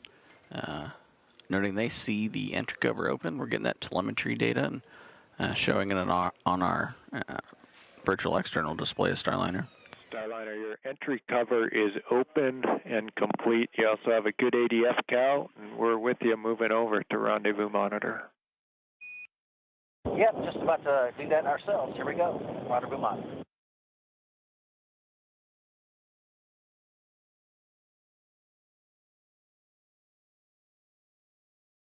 And crew acknowledging, they also see NDS cover open.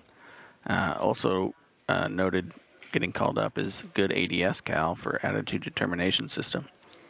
Now that Starliner has moved into a different orientation, just confirming that its internal calculation of its position and orientation agrees with what the crew's seeing on the ground.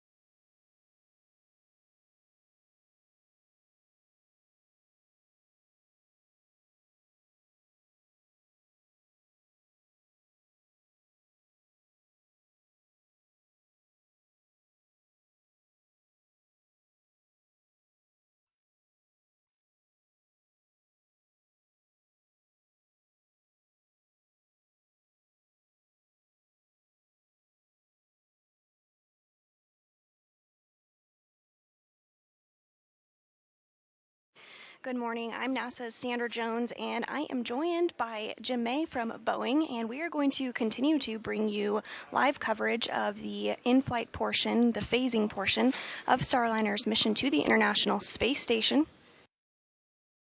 If you're just joining us, Wilmore and Williams launched at 9:52 a.m. Central Time this morning today from Space Launch Complex 41 at Cape Canaveral Space Force Station in Florida. The duo did lift off on the Atlas V rocket and are slated to dock to the International Space Station's forward port of the Harmony module just a little less than 24 hours from now, targeting that docking at 11:15 a.m. Central Time tomorrow, June 6th. Following docking, the crew will complete hatch opening operations, targeting that hatch opening around 1 p.m. Central Time tomorrow afternoon, and welcome remarks to follow around 1:20 p.m. Central. At this time, Wilmore and Williams are awake and have a busy few hours ahead of them. First up was the NC burn, which took place just a short time ago and was successful. This burn helps get Starliner in the proper trajectory in preparation for tomorrow's docking. Next up, the crew will begin to prepare for their first PAO, or Public Affairs Office Mustang event. This is the first opportunity for the crew to provide remarks on the mission thus far and their flight into orbit. Following this, the CFT crew will also conduct some far-field piloting checkouts and provide feedback to the teams on the ground on those checkouts. We will discuss these piloting checkouts a bit more here shortly as we approach them. Following this, the crew will complete data collection on VESTA, or the Vision-Based Electro-Optical Sensor Tracking Assembly. This is essentially a vision-based system which helps with tracking and docking, of course, for Starliner. The crew will also complete other tasks and checkouts, do a little cleanup, all before completing a medical conference and getting some rest. So as you can see, quite a busy few hours ahead for the crew.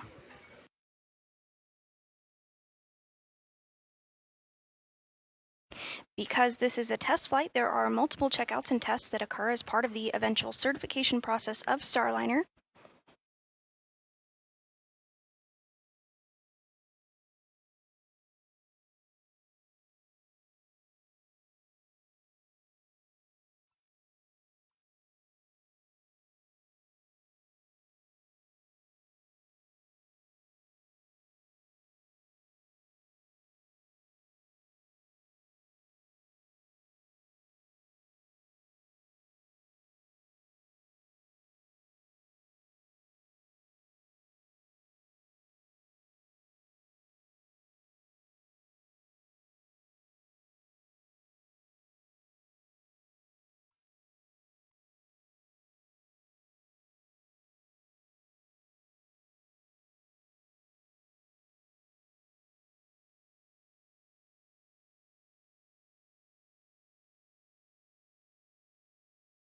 And coming up here in just a few minutes at 11:30 a.m. Central Time, we will have the opportunity to hear from managers at both NASA and Boeing and United Launch Alliance about today's successful launch of Butch and Sunny. You can tune in and listen into that news conference on the NASA TV channel or the nasa.gov website. We will be splitting our channels, so we'll have a media-only loop that will be provided as audio-only coverage. We are continuing to cover every step of the way along this mission until we do dock, but we will be splitting those channels out in order to broadcast the post-launch news conference.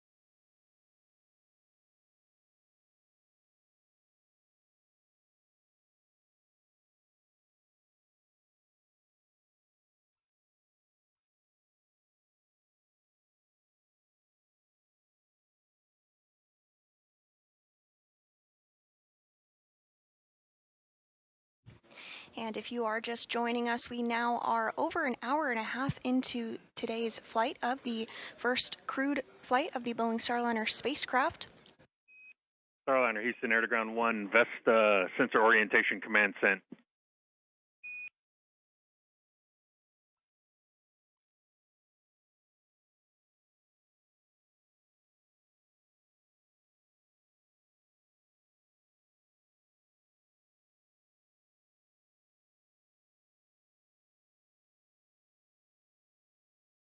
You did hear that call up to the crew regarding the Vesta, or the Vision-Based Electro-Optical Sensor Tracking Assembly. This is that vision-based system, really important for docking and tracking of Starliner. Later today, there will be an entire checkout and data collection of the Vesta system, and we'll be sure to cover it live every step of the way.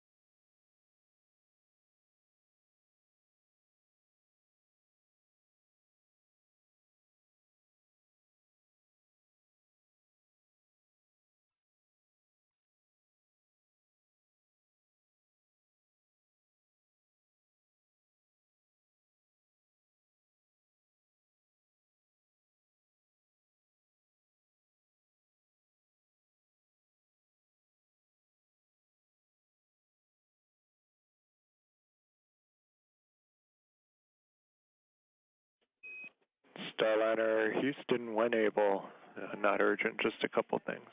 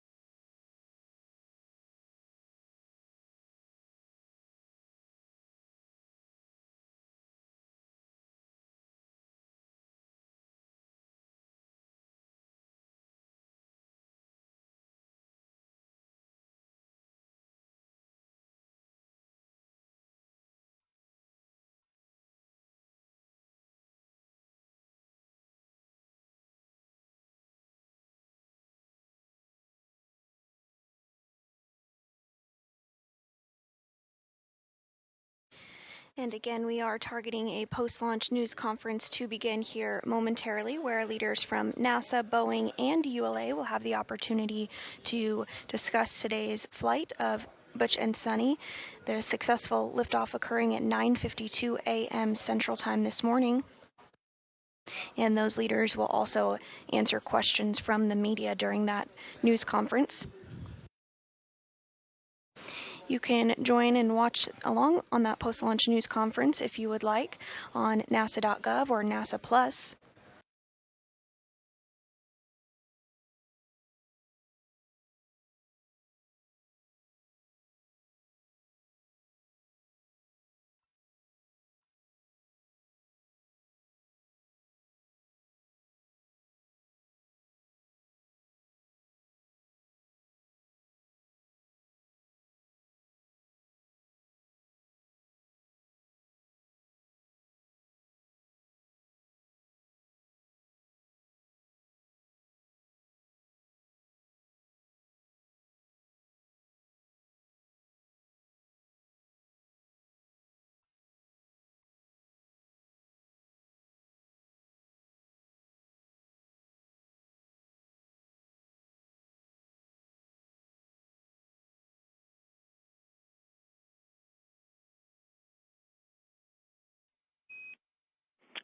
Starliner, no action on cabin fan DP. It's a deucer, and we're working on clearing the message for you.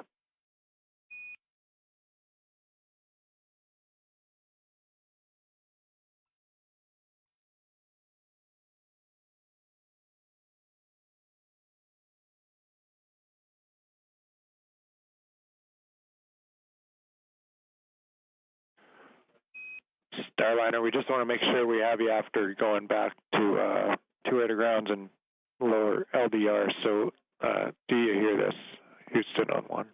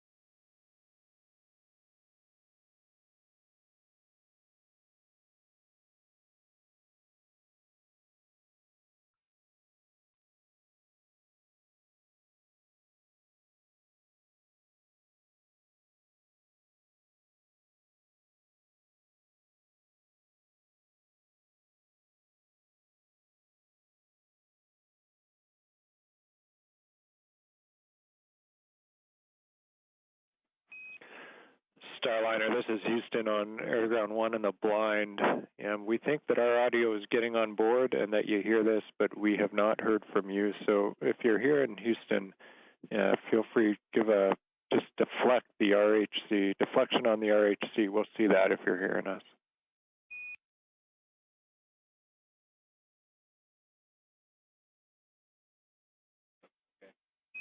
And we saw that, Houston. We saw the RHC, so stand by. We're still not hearing you on the loops, but we did see your action.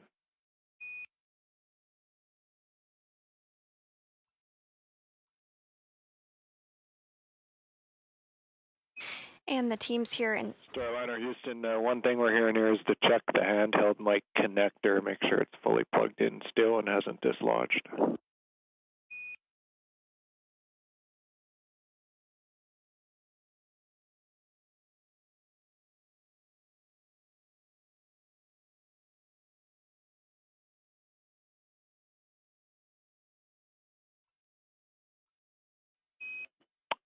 And Starliner, one more reminder, just things we can think of here is check that your chip is installed. You'll need that plugged in to use the handheld mic.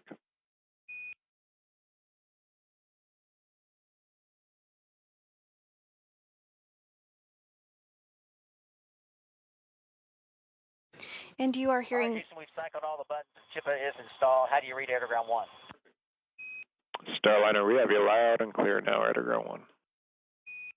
Okay, great. Fantastic. We are with you in rendezvous monitor. Okay, copy. Just getting caught up. Vester sensor orientation command has been sent, and then I have one action for you for the humidity system if you're ready.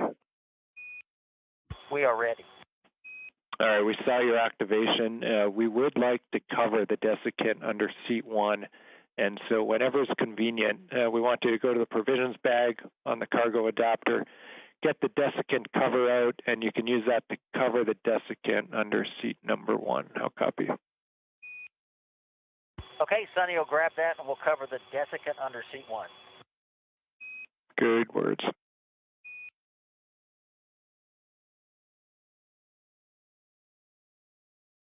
And I don't know if you heard our question earlier, but the male piddle packs, the urine packages, we cannot find those. We found the clips, but no pack. Okay, we did not hear that question, but we'll take it and get right back to you with an answer.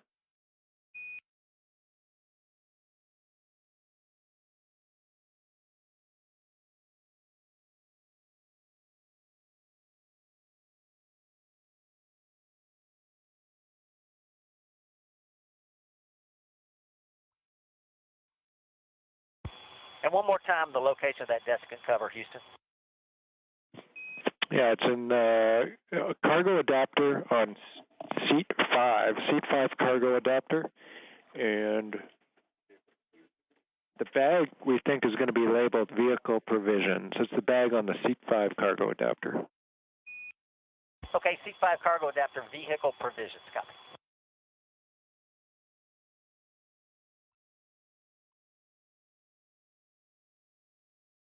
And you did hear some calls from here on the ground up to the crew of Starliner. Mainly you heard the voice of NASA astronaut Butch Wilmore, who is the commander of Starliner, stepping through some procedures to ensure that communication was routed properly. All of that seems to be resolved at this point, and working through some cargo operations and stowage.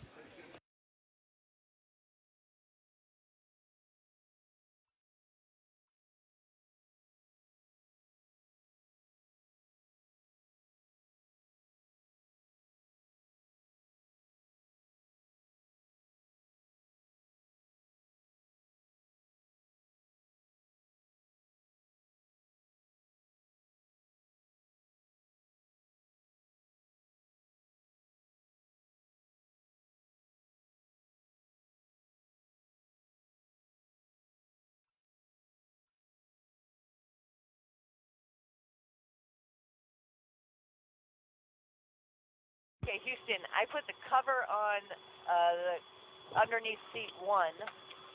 For underneath seat 5, do you need something done there as well?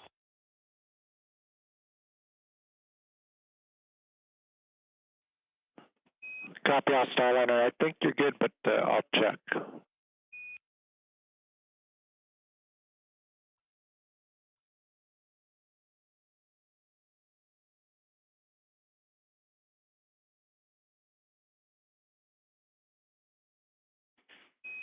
Sonny, we double checked and you're in a good config. No action needed under seat 5.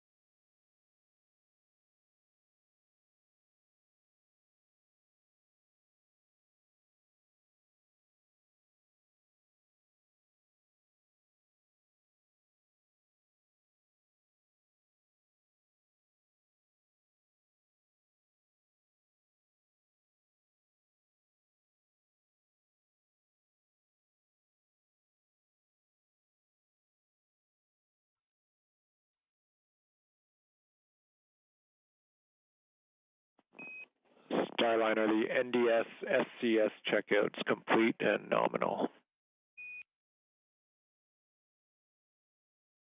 Outstanding, thanks.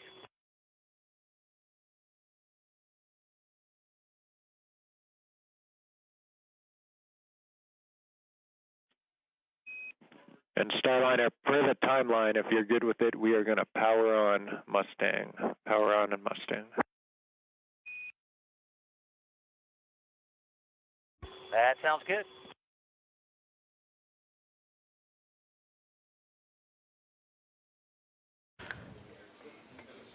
Capcom calling up to the crew. They're going to power on the Mustang system. A reminder that Mustang system is the series of cameras and microphones that are throughout Starliner's cockpit. In this case, they're going to record a message to send down to Earth later. A few remarks on the mission so far, what Butch and Sonny are thinking. But they should be simultaneously downcasting that over the air-to-ground loop, and so we should be able to pick it up here on the live feed.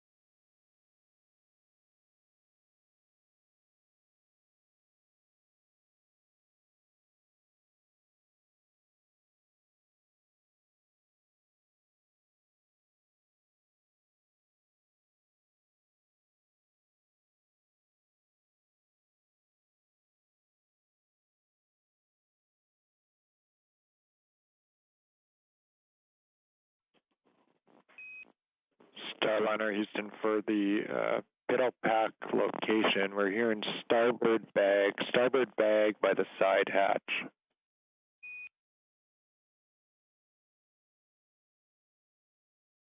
Say again, what was it you said the location for what? It's the location that you were asking about for the pedal packs and starboard bag beside the side hatch.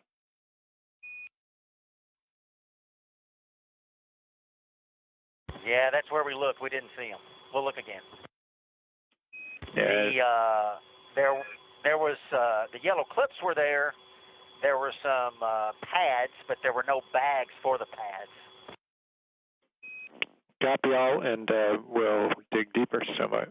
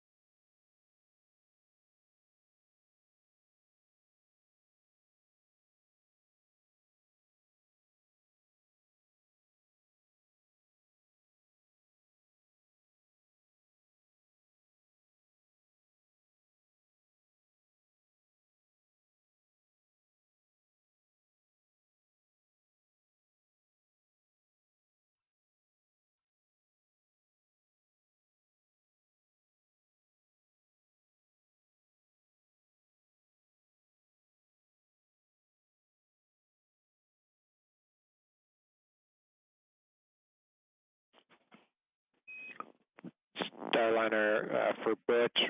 We're still investigating your question, but in the meantime, we're hearing there are more bags in the environmental health kit, same place you'd be pulling the CSACP out of.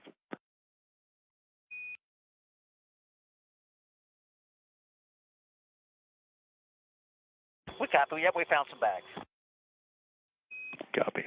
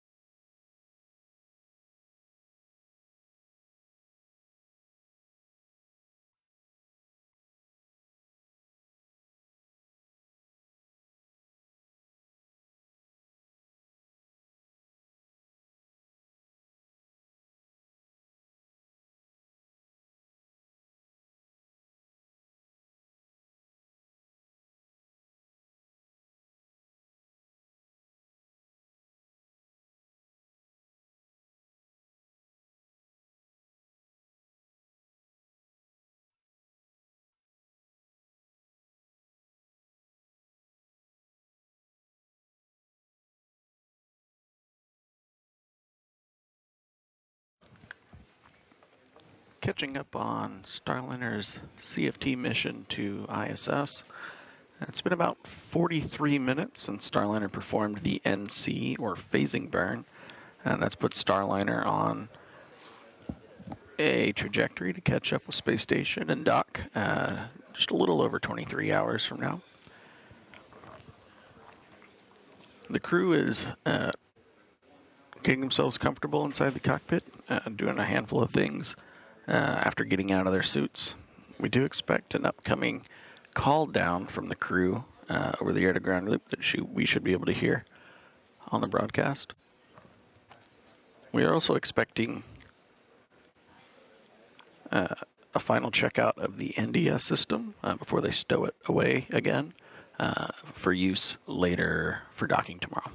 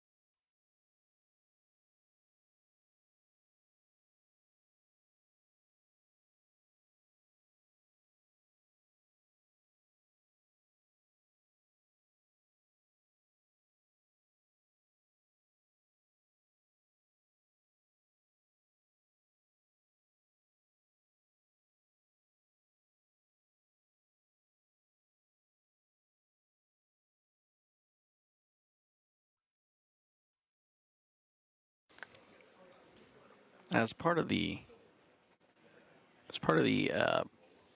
preparations for the wait to the next burn, while the crew gets themselves. Starliner, Houston, before we on the ground step into some cabin fan config, we just wanted to make sure, confirm you guys are out of your suits fully doffed. Yes, we are de-suited and ready for far field piloting checkouts on your call. Copy all.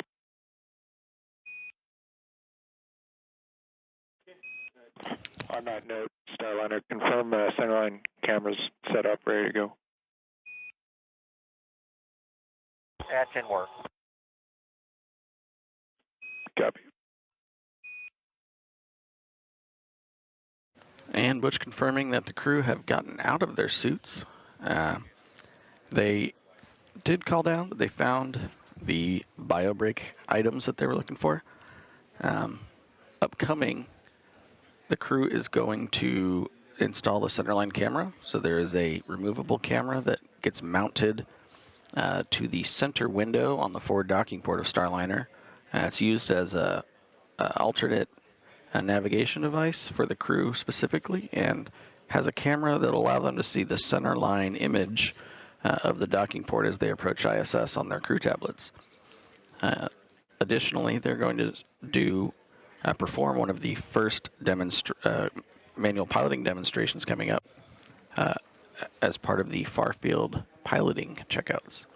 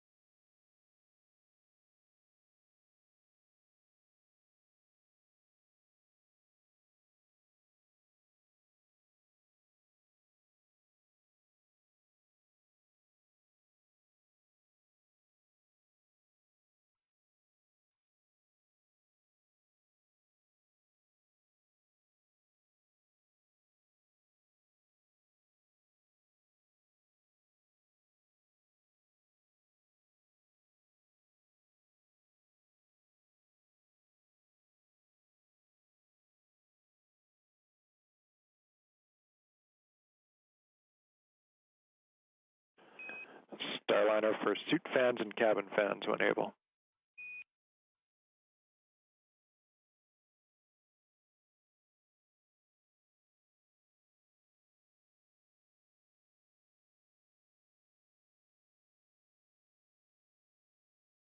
Yes, Houston, go ahead.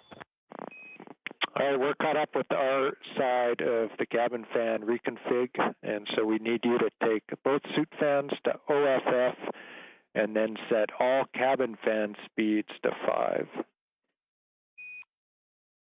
Okay, both suit fans coming off, and cabin fan speeds, you want all 3 at 5. Affirmative, good words.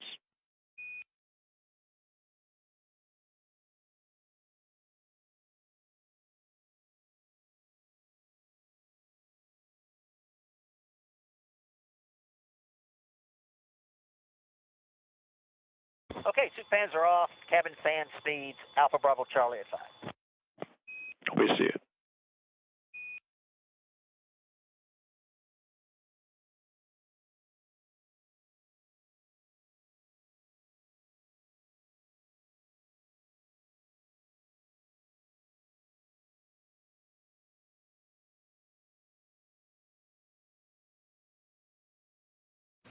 And you are continuing to hear callouts from the ground, namely from the Capcom or capsule communicator, Josh Kutrick, who is supporting Starliner right now. The team in Mission Control Houston is about to go through a shift handover, so we'll then be hearing the voice of Neil Nagata to his left on the screen there, or his right rather.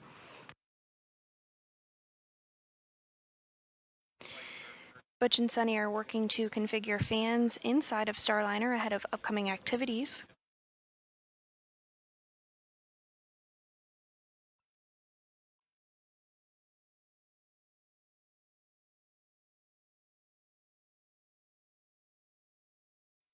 And a bit later this afternoon, they will work to get a camera set up ahead of those far-field piloting checkouts. These are checkouts that take place in anticipation of certification of Starliner to ensure that the spacecraft can be... Starliner, your cabin fan config looks all good. And one last verification for us. Can you confirm that 10.406 is complete? So that's your everything good set up with the WAP, tablets, and Mustang power-up.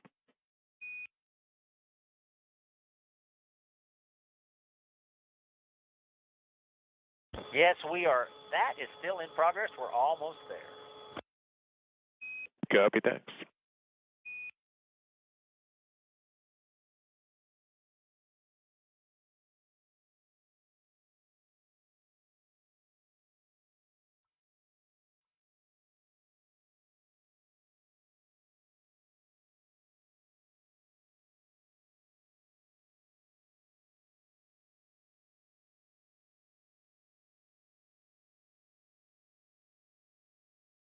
So again, the crew will begin getting that camera set up here shortly for those far-field piloting demos.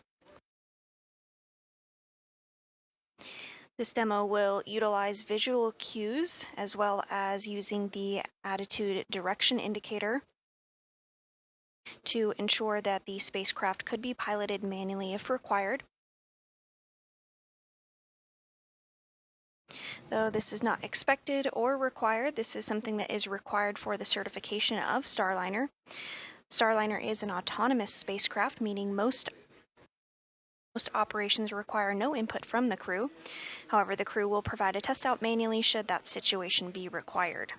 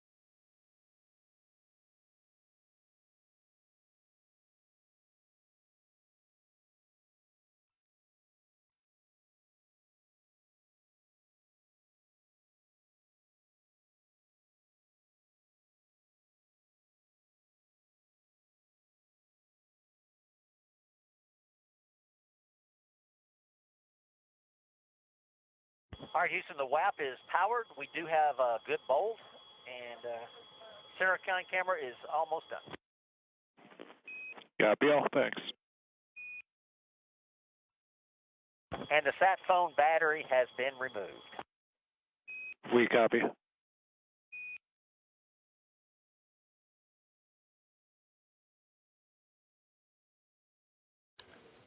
And Commander Butch Wilmore confirming a few things. First, that the wireless access point has been installed and ready for their use for sending spacecraft data to their crew tablets. They also take the battery out of their sat phone. So there's a satellite phone the crew can use in the event of emergency to give them a direct line to emergency personnel once they've landed. But since they're in orbit right now, they're going to go ahead and take the battery out of that and stow it for use.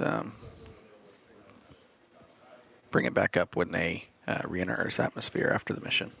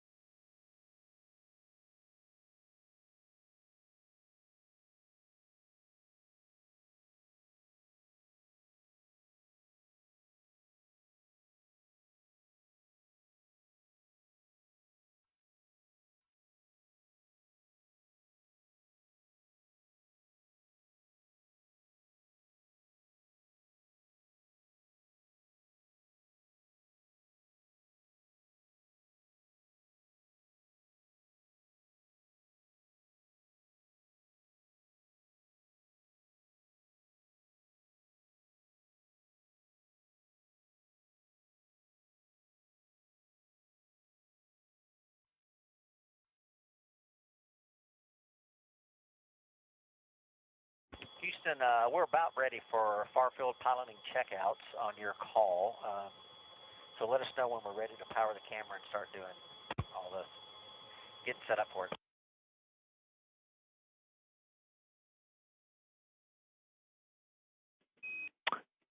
Starliner, we copy all. Sounds like we will let you know, but it sounds like we'll be ready on time. I know there's a few items left for the team down here on the timeline, and they're targeting a on-time start for the checkout based on lighting. But more to follow. We'll let you know when we're ready. That sounds great. Sounds good. Thanks.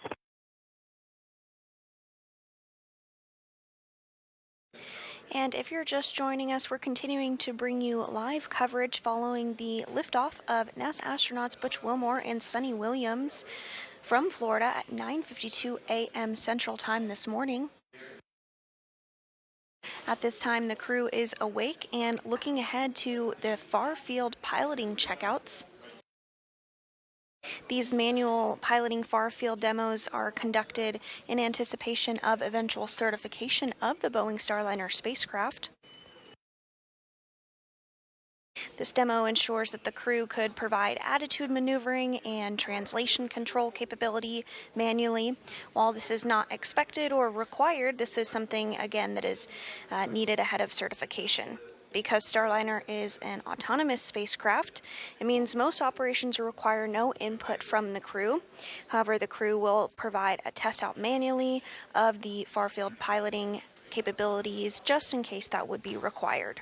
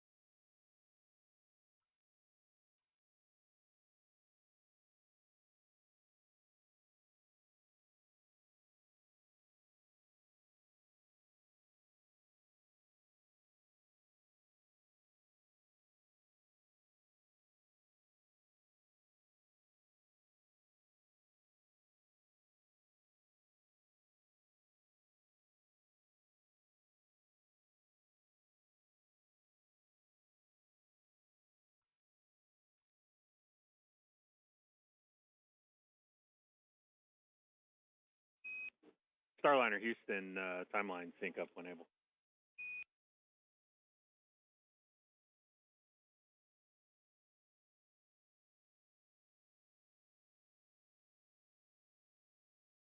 Hey, Neil, good to hear your voice. We are with you. Go ahead. Hey, Sonny. Good afternoon. Yeah, good to hear you guys now on this call. Just looking to see where you are in the cabin monitoring procedure. We just needed to get synced up on a timeline. In particular, when it comes down to the CNS setup, wanted to make sure that you guys were able to get the tablet on charge, and that's working for us. And then battery percentage reports for the tablet for the tablets that you have deployed. Okay, yes, let me just go over this with you guys, just for what you want to know. That we got all the CNS set up. We've got a tablet plugged in. It's at 77%, so I'm not positive it's really charging. When I first started, it was like 84%.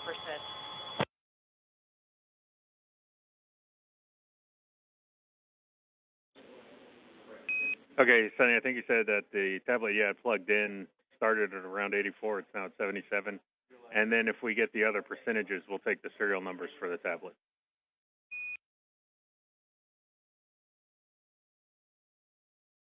This is serial number 9. We don't have any of the other ones deployed quite yet. Okay, copy that. And for the other items in cabin monitoring, just looking for a status there, see if we got through that one.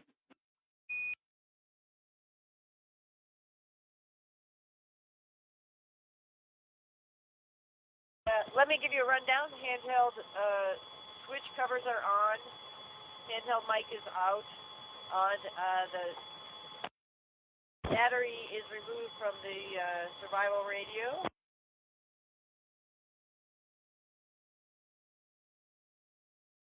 Side half safety strap is on.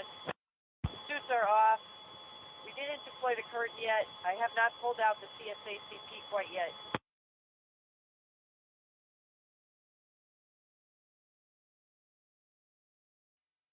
Okay. FDF, we've semi-deployed that. We'll get all the cars up at the end of our piling demo. The camera is set up. The CG accelerometers are off, and we just have some water out if we need it.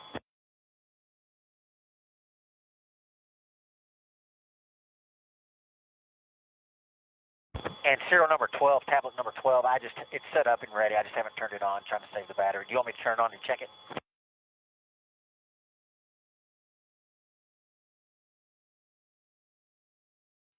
Yeah, no need right now. And hey, Butch, we'll get the battery status from you once you activate it. Outstanding. Hey, we haven't heard how the launch looked. Was it pretty sweet? Hey, yeah. It's pretty sweet from our vantage point, I can tell you that much. Hey, the coverage looked great for me. I was just sitting at home waiting for our eye to come in. It was a great launch, actually. Weather was perfect.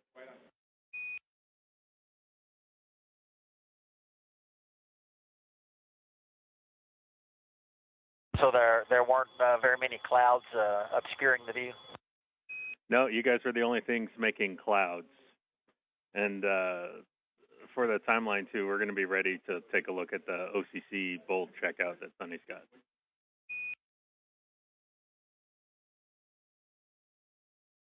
Okay.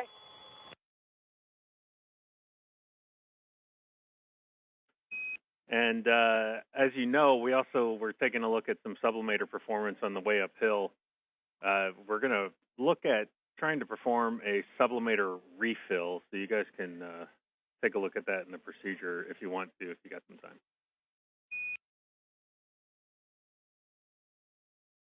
Yeah, are you looking to do that before we hit the rack, or is that something we'll do tomorrow? Yeah, but it looks like we're going to try to squeeze it in today, but we're still talking it.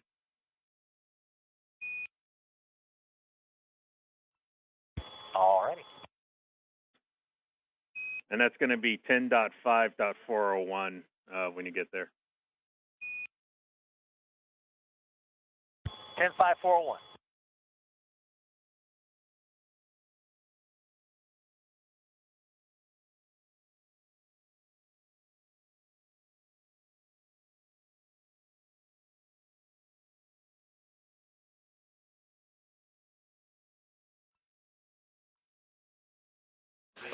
And you did hear those words from the ground up to the Starliner crew. That's NASA astronauts Butch Wilmore and Sonny Williams. The team here in Mission Control Houston is now being led by the Orbit 3 flight crew and the flight director Ed Van Cise, who's currently on console supporting this leg of the mission. And you will hear a new voice, the capsule communicator, Capcom. You see him there on your screen. That is Capcom Neil Nagata. He'll be the voice that does interface with the crew aboard Starliner.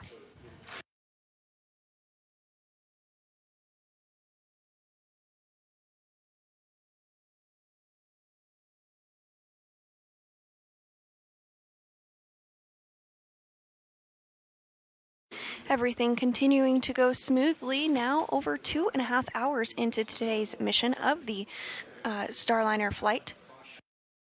Next major milestone that we are looking ahead towards are the far field piloting checkouts that we've been discussing.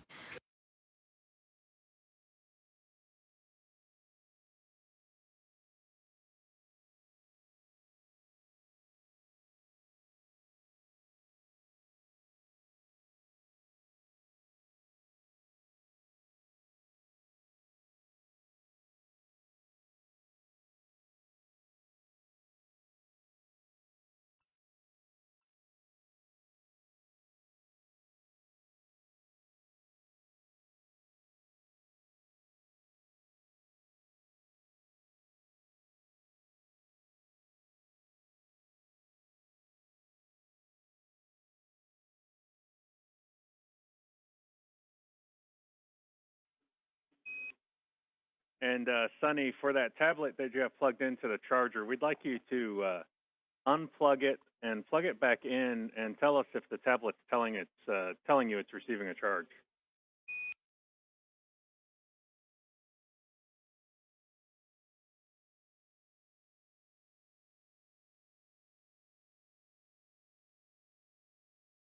All right, she unplugged it and she's plugged it back in. And we've got the little plug symbol that says it's receiving charge. All right, good news. We'll watch that one for a little bit, then we'll check back on it.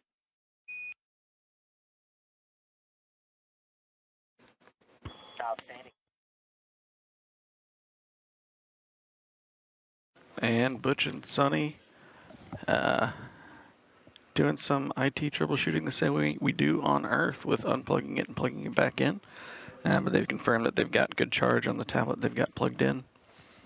Looking forward a little bit, talking about the far-field demos that are going to be manually flown by the crew. We've got a handful, some RHC and THC checkout, comm maneuvers coming up, low power mode recovery, and some manual thrust align and tail to sun maneuver back and forth. Last thing on the timeline, Starliner, we are ready to accept the bold demo, ready for the first block of PAO words, and then the PMCs, we talked about at the handover, those are optional. You guys just let us know if you want them.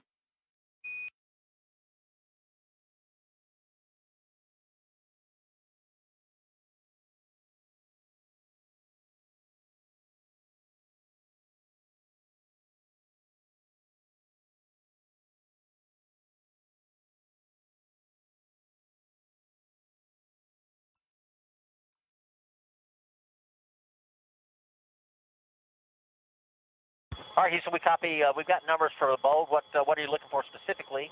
And yeah, we'll take a PMC. Why not? All right, Roger. We'll plan on keeping it. And stand by for bold.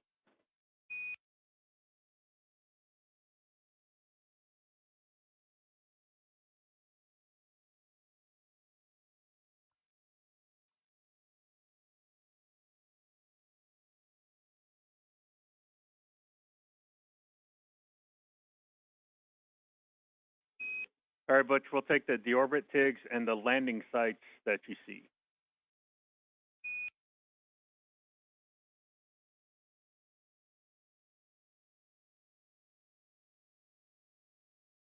Okay, copy, stand by.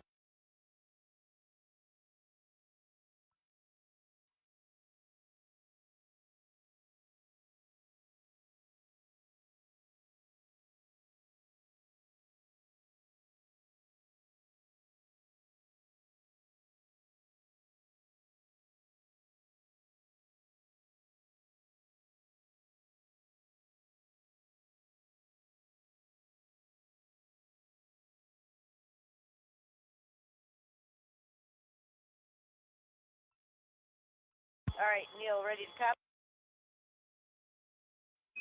We're ready.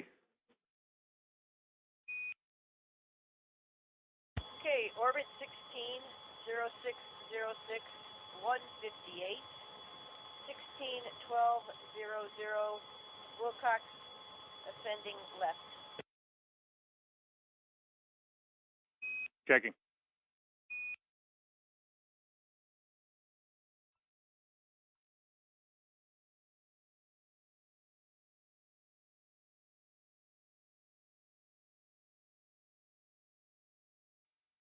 And Sonny, just verifying it was 16, 11, 58.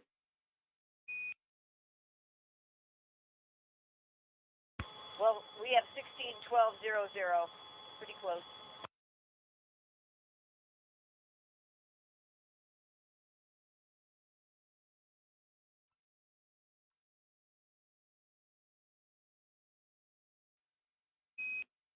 All right, yeah, copy. That's good. Thanks for the test.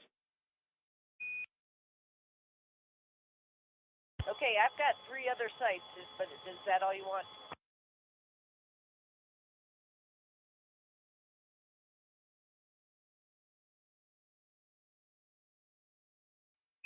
Yeah, just that one for the OCC there. Okay, sounds good.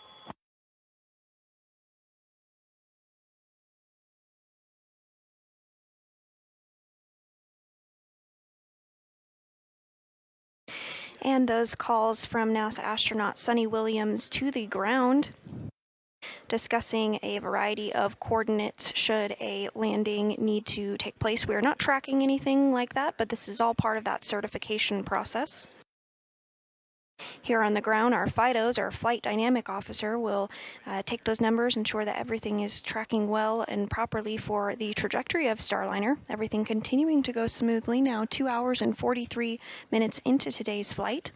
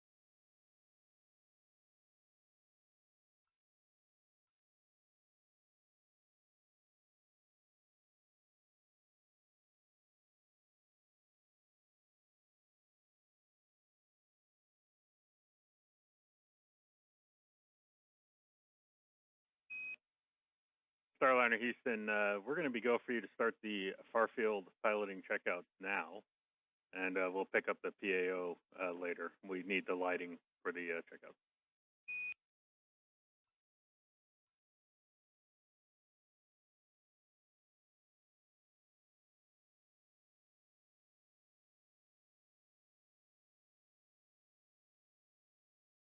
Okay, we like it.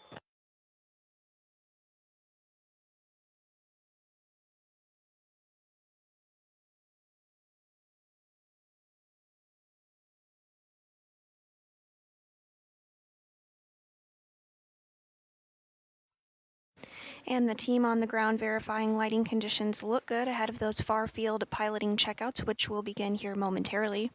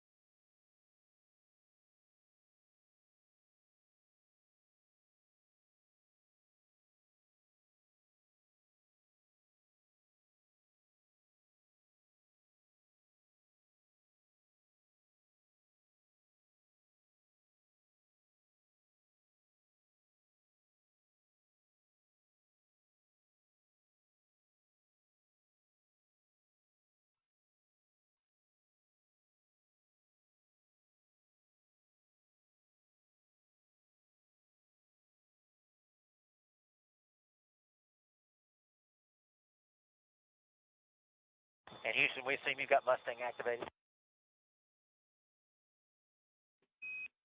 Yep.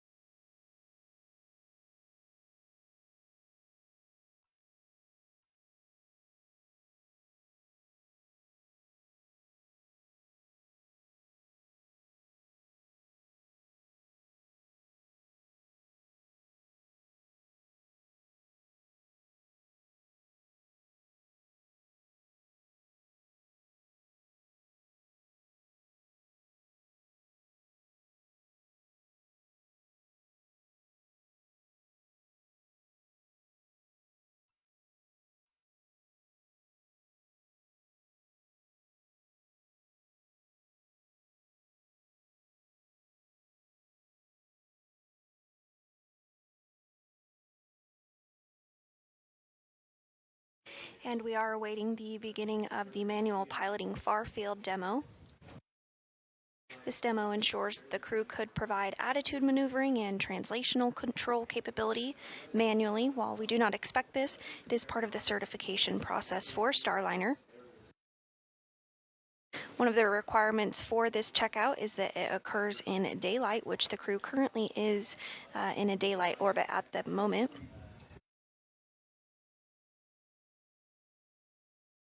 We expect this checkout to take about 2 hours.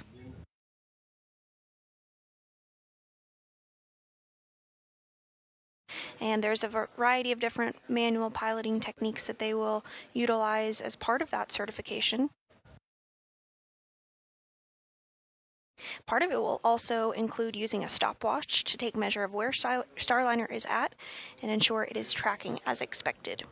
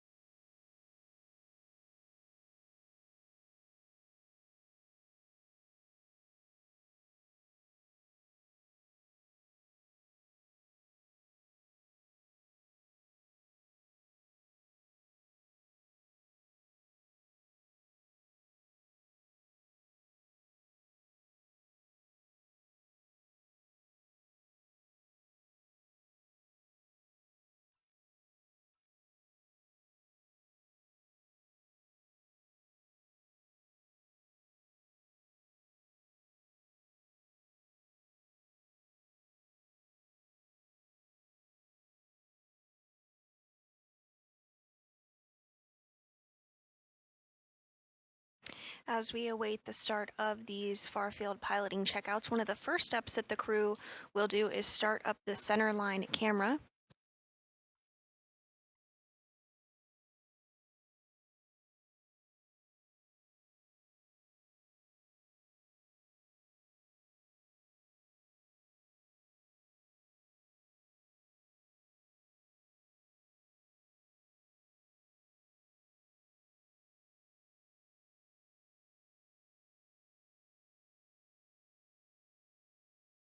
If you've been following along, you may be aware that both NASA astronauts Butch Wilmore and Sunny Williams are test pilots, so this is a great opportunity for them to utilize those skills as they really put Starliner through its paces as part of these far-field piloting checkouts.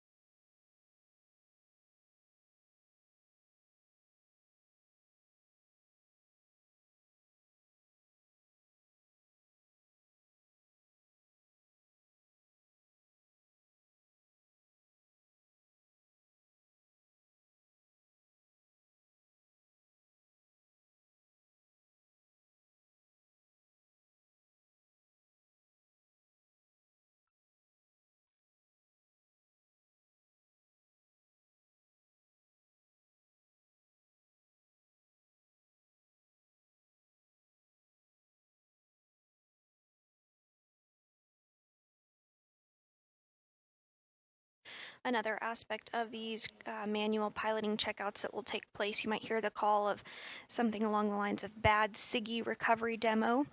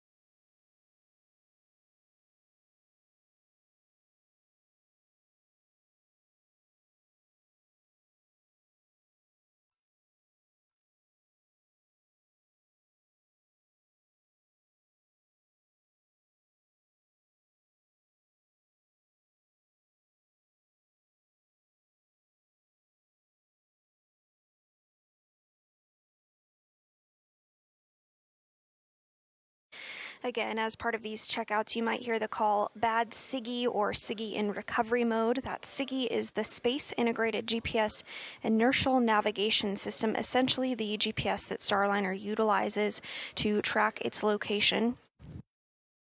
So as part of these manual piloting checkouts, NASA astronauts Butch Wilmore and Sunny Williams will put Starliner through its paces to ensure that they could recover should something have gone wrong with that SIGI system. Again, this is all part of the certification process of the Boeing Starliner spacecraft.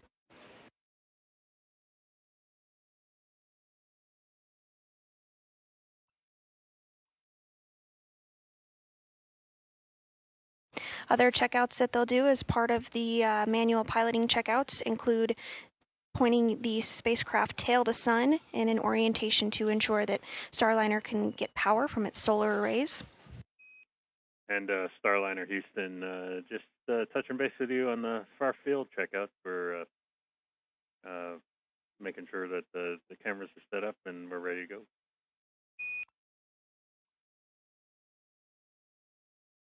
As you would expect, Houston, the difficulty is getting tied into the Wi-Fi, just like on every other system you've ever tried to tie into. But we have finally got it. So that part is a success. And we're ready to, for 1.2, is moding to sequence 31. Okay, yeah, and just for my own sake, Wi-Fi to the camera, I'm assuming? Yeah, it's camera, and also you've got to have the right Wi-Fi so you can zoom via the tablet, all of that. Yeah, okay, copy that. We'll talk that a little bit later. Yeah, we're ready for 1.2.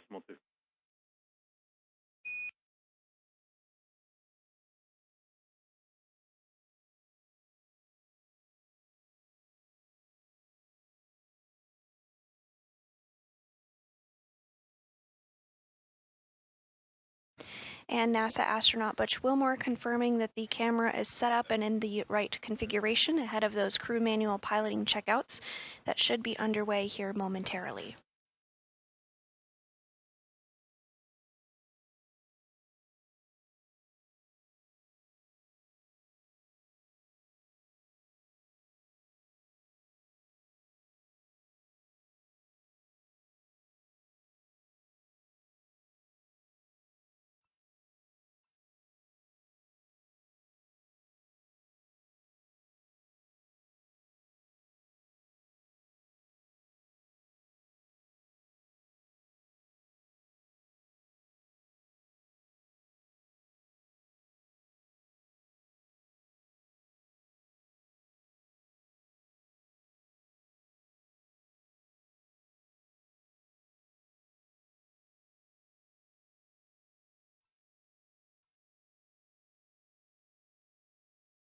All right, here comes sequence 21, or 31. Roger.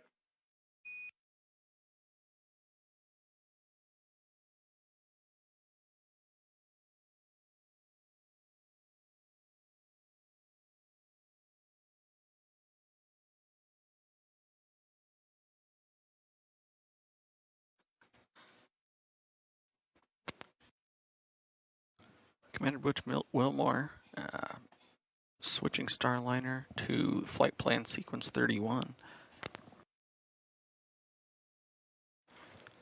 This flight sequence is a contingency coast tail to sun. It's going to be the start of their manual flying parameters, proving their ability to manually pilot the vehicle from a contingency state.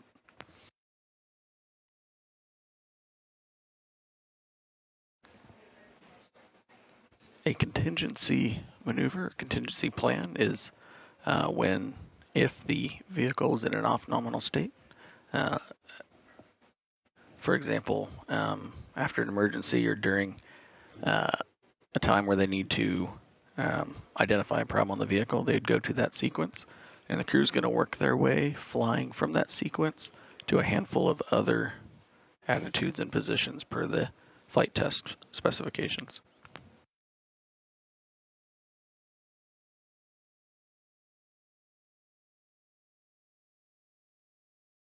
Are you ready for pulse hold? Ready.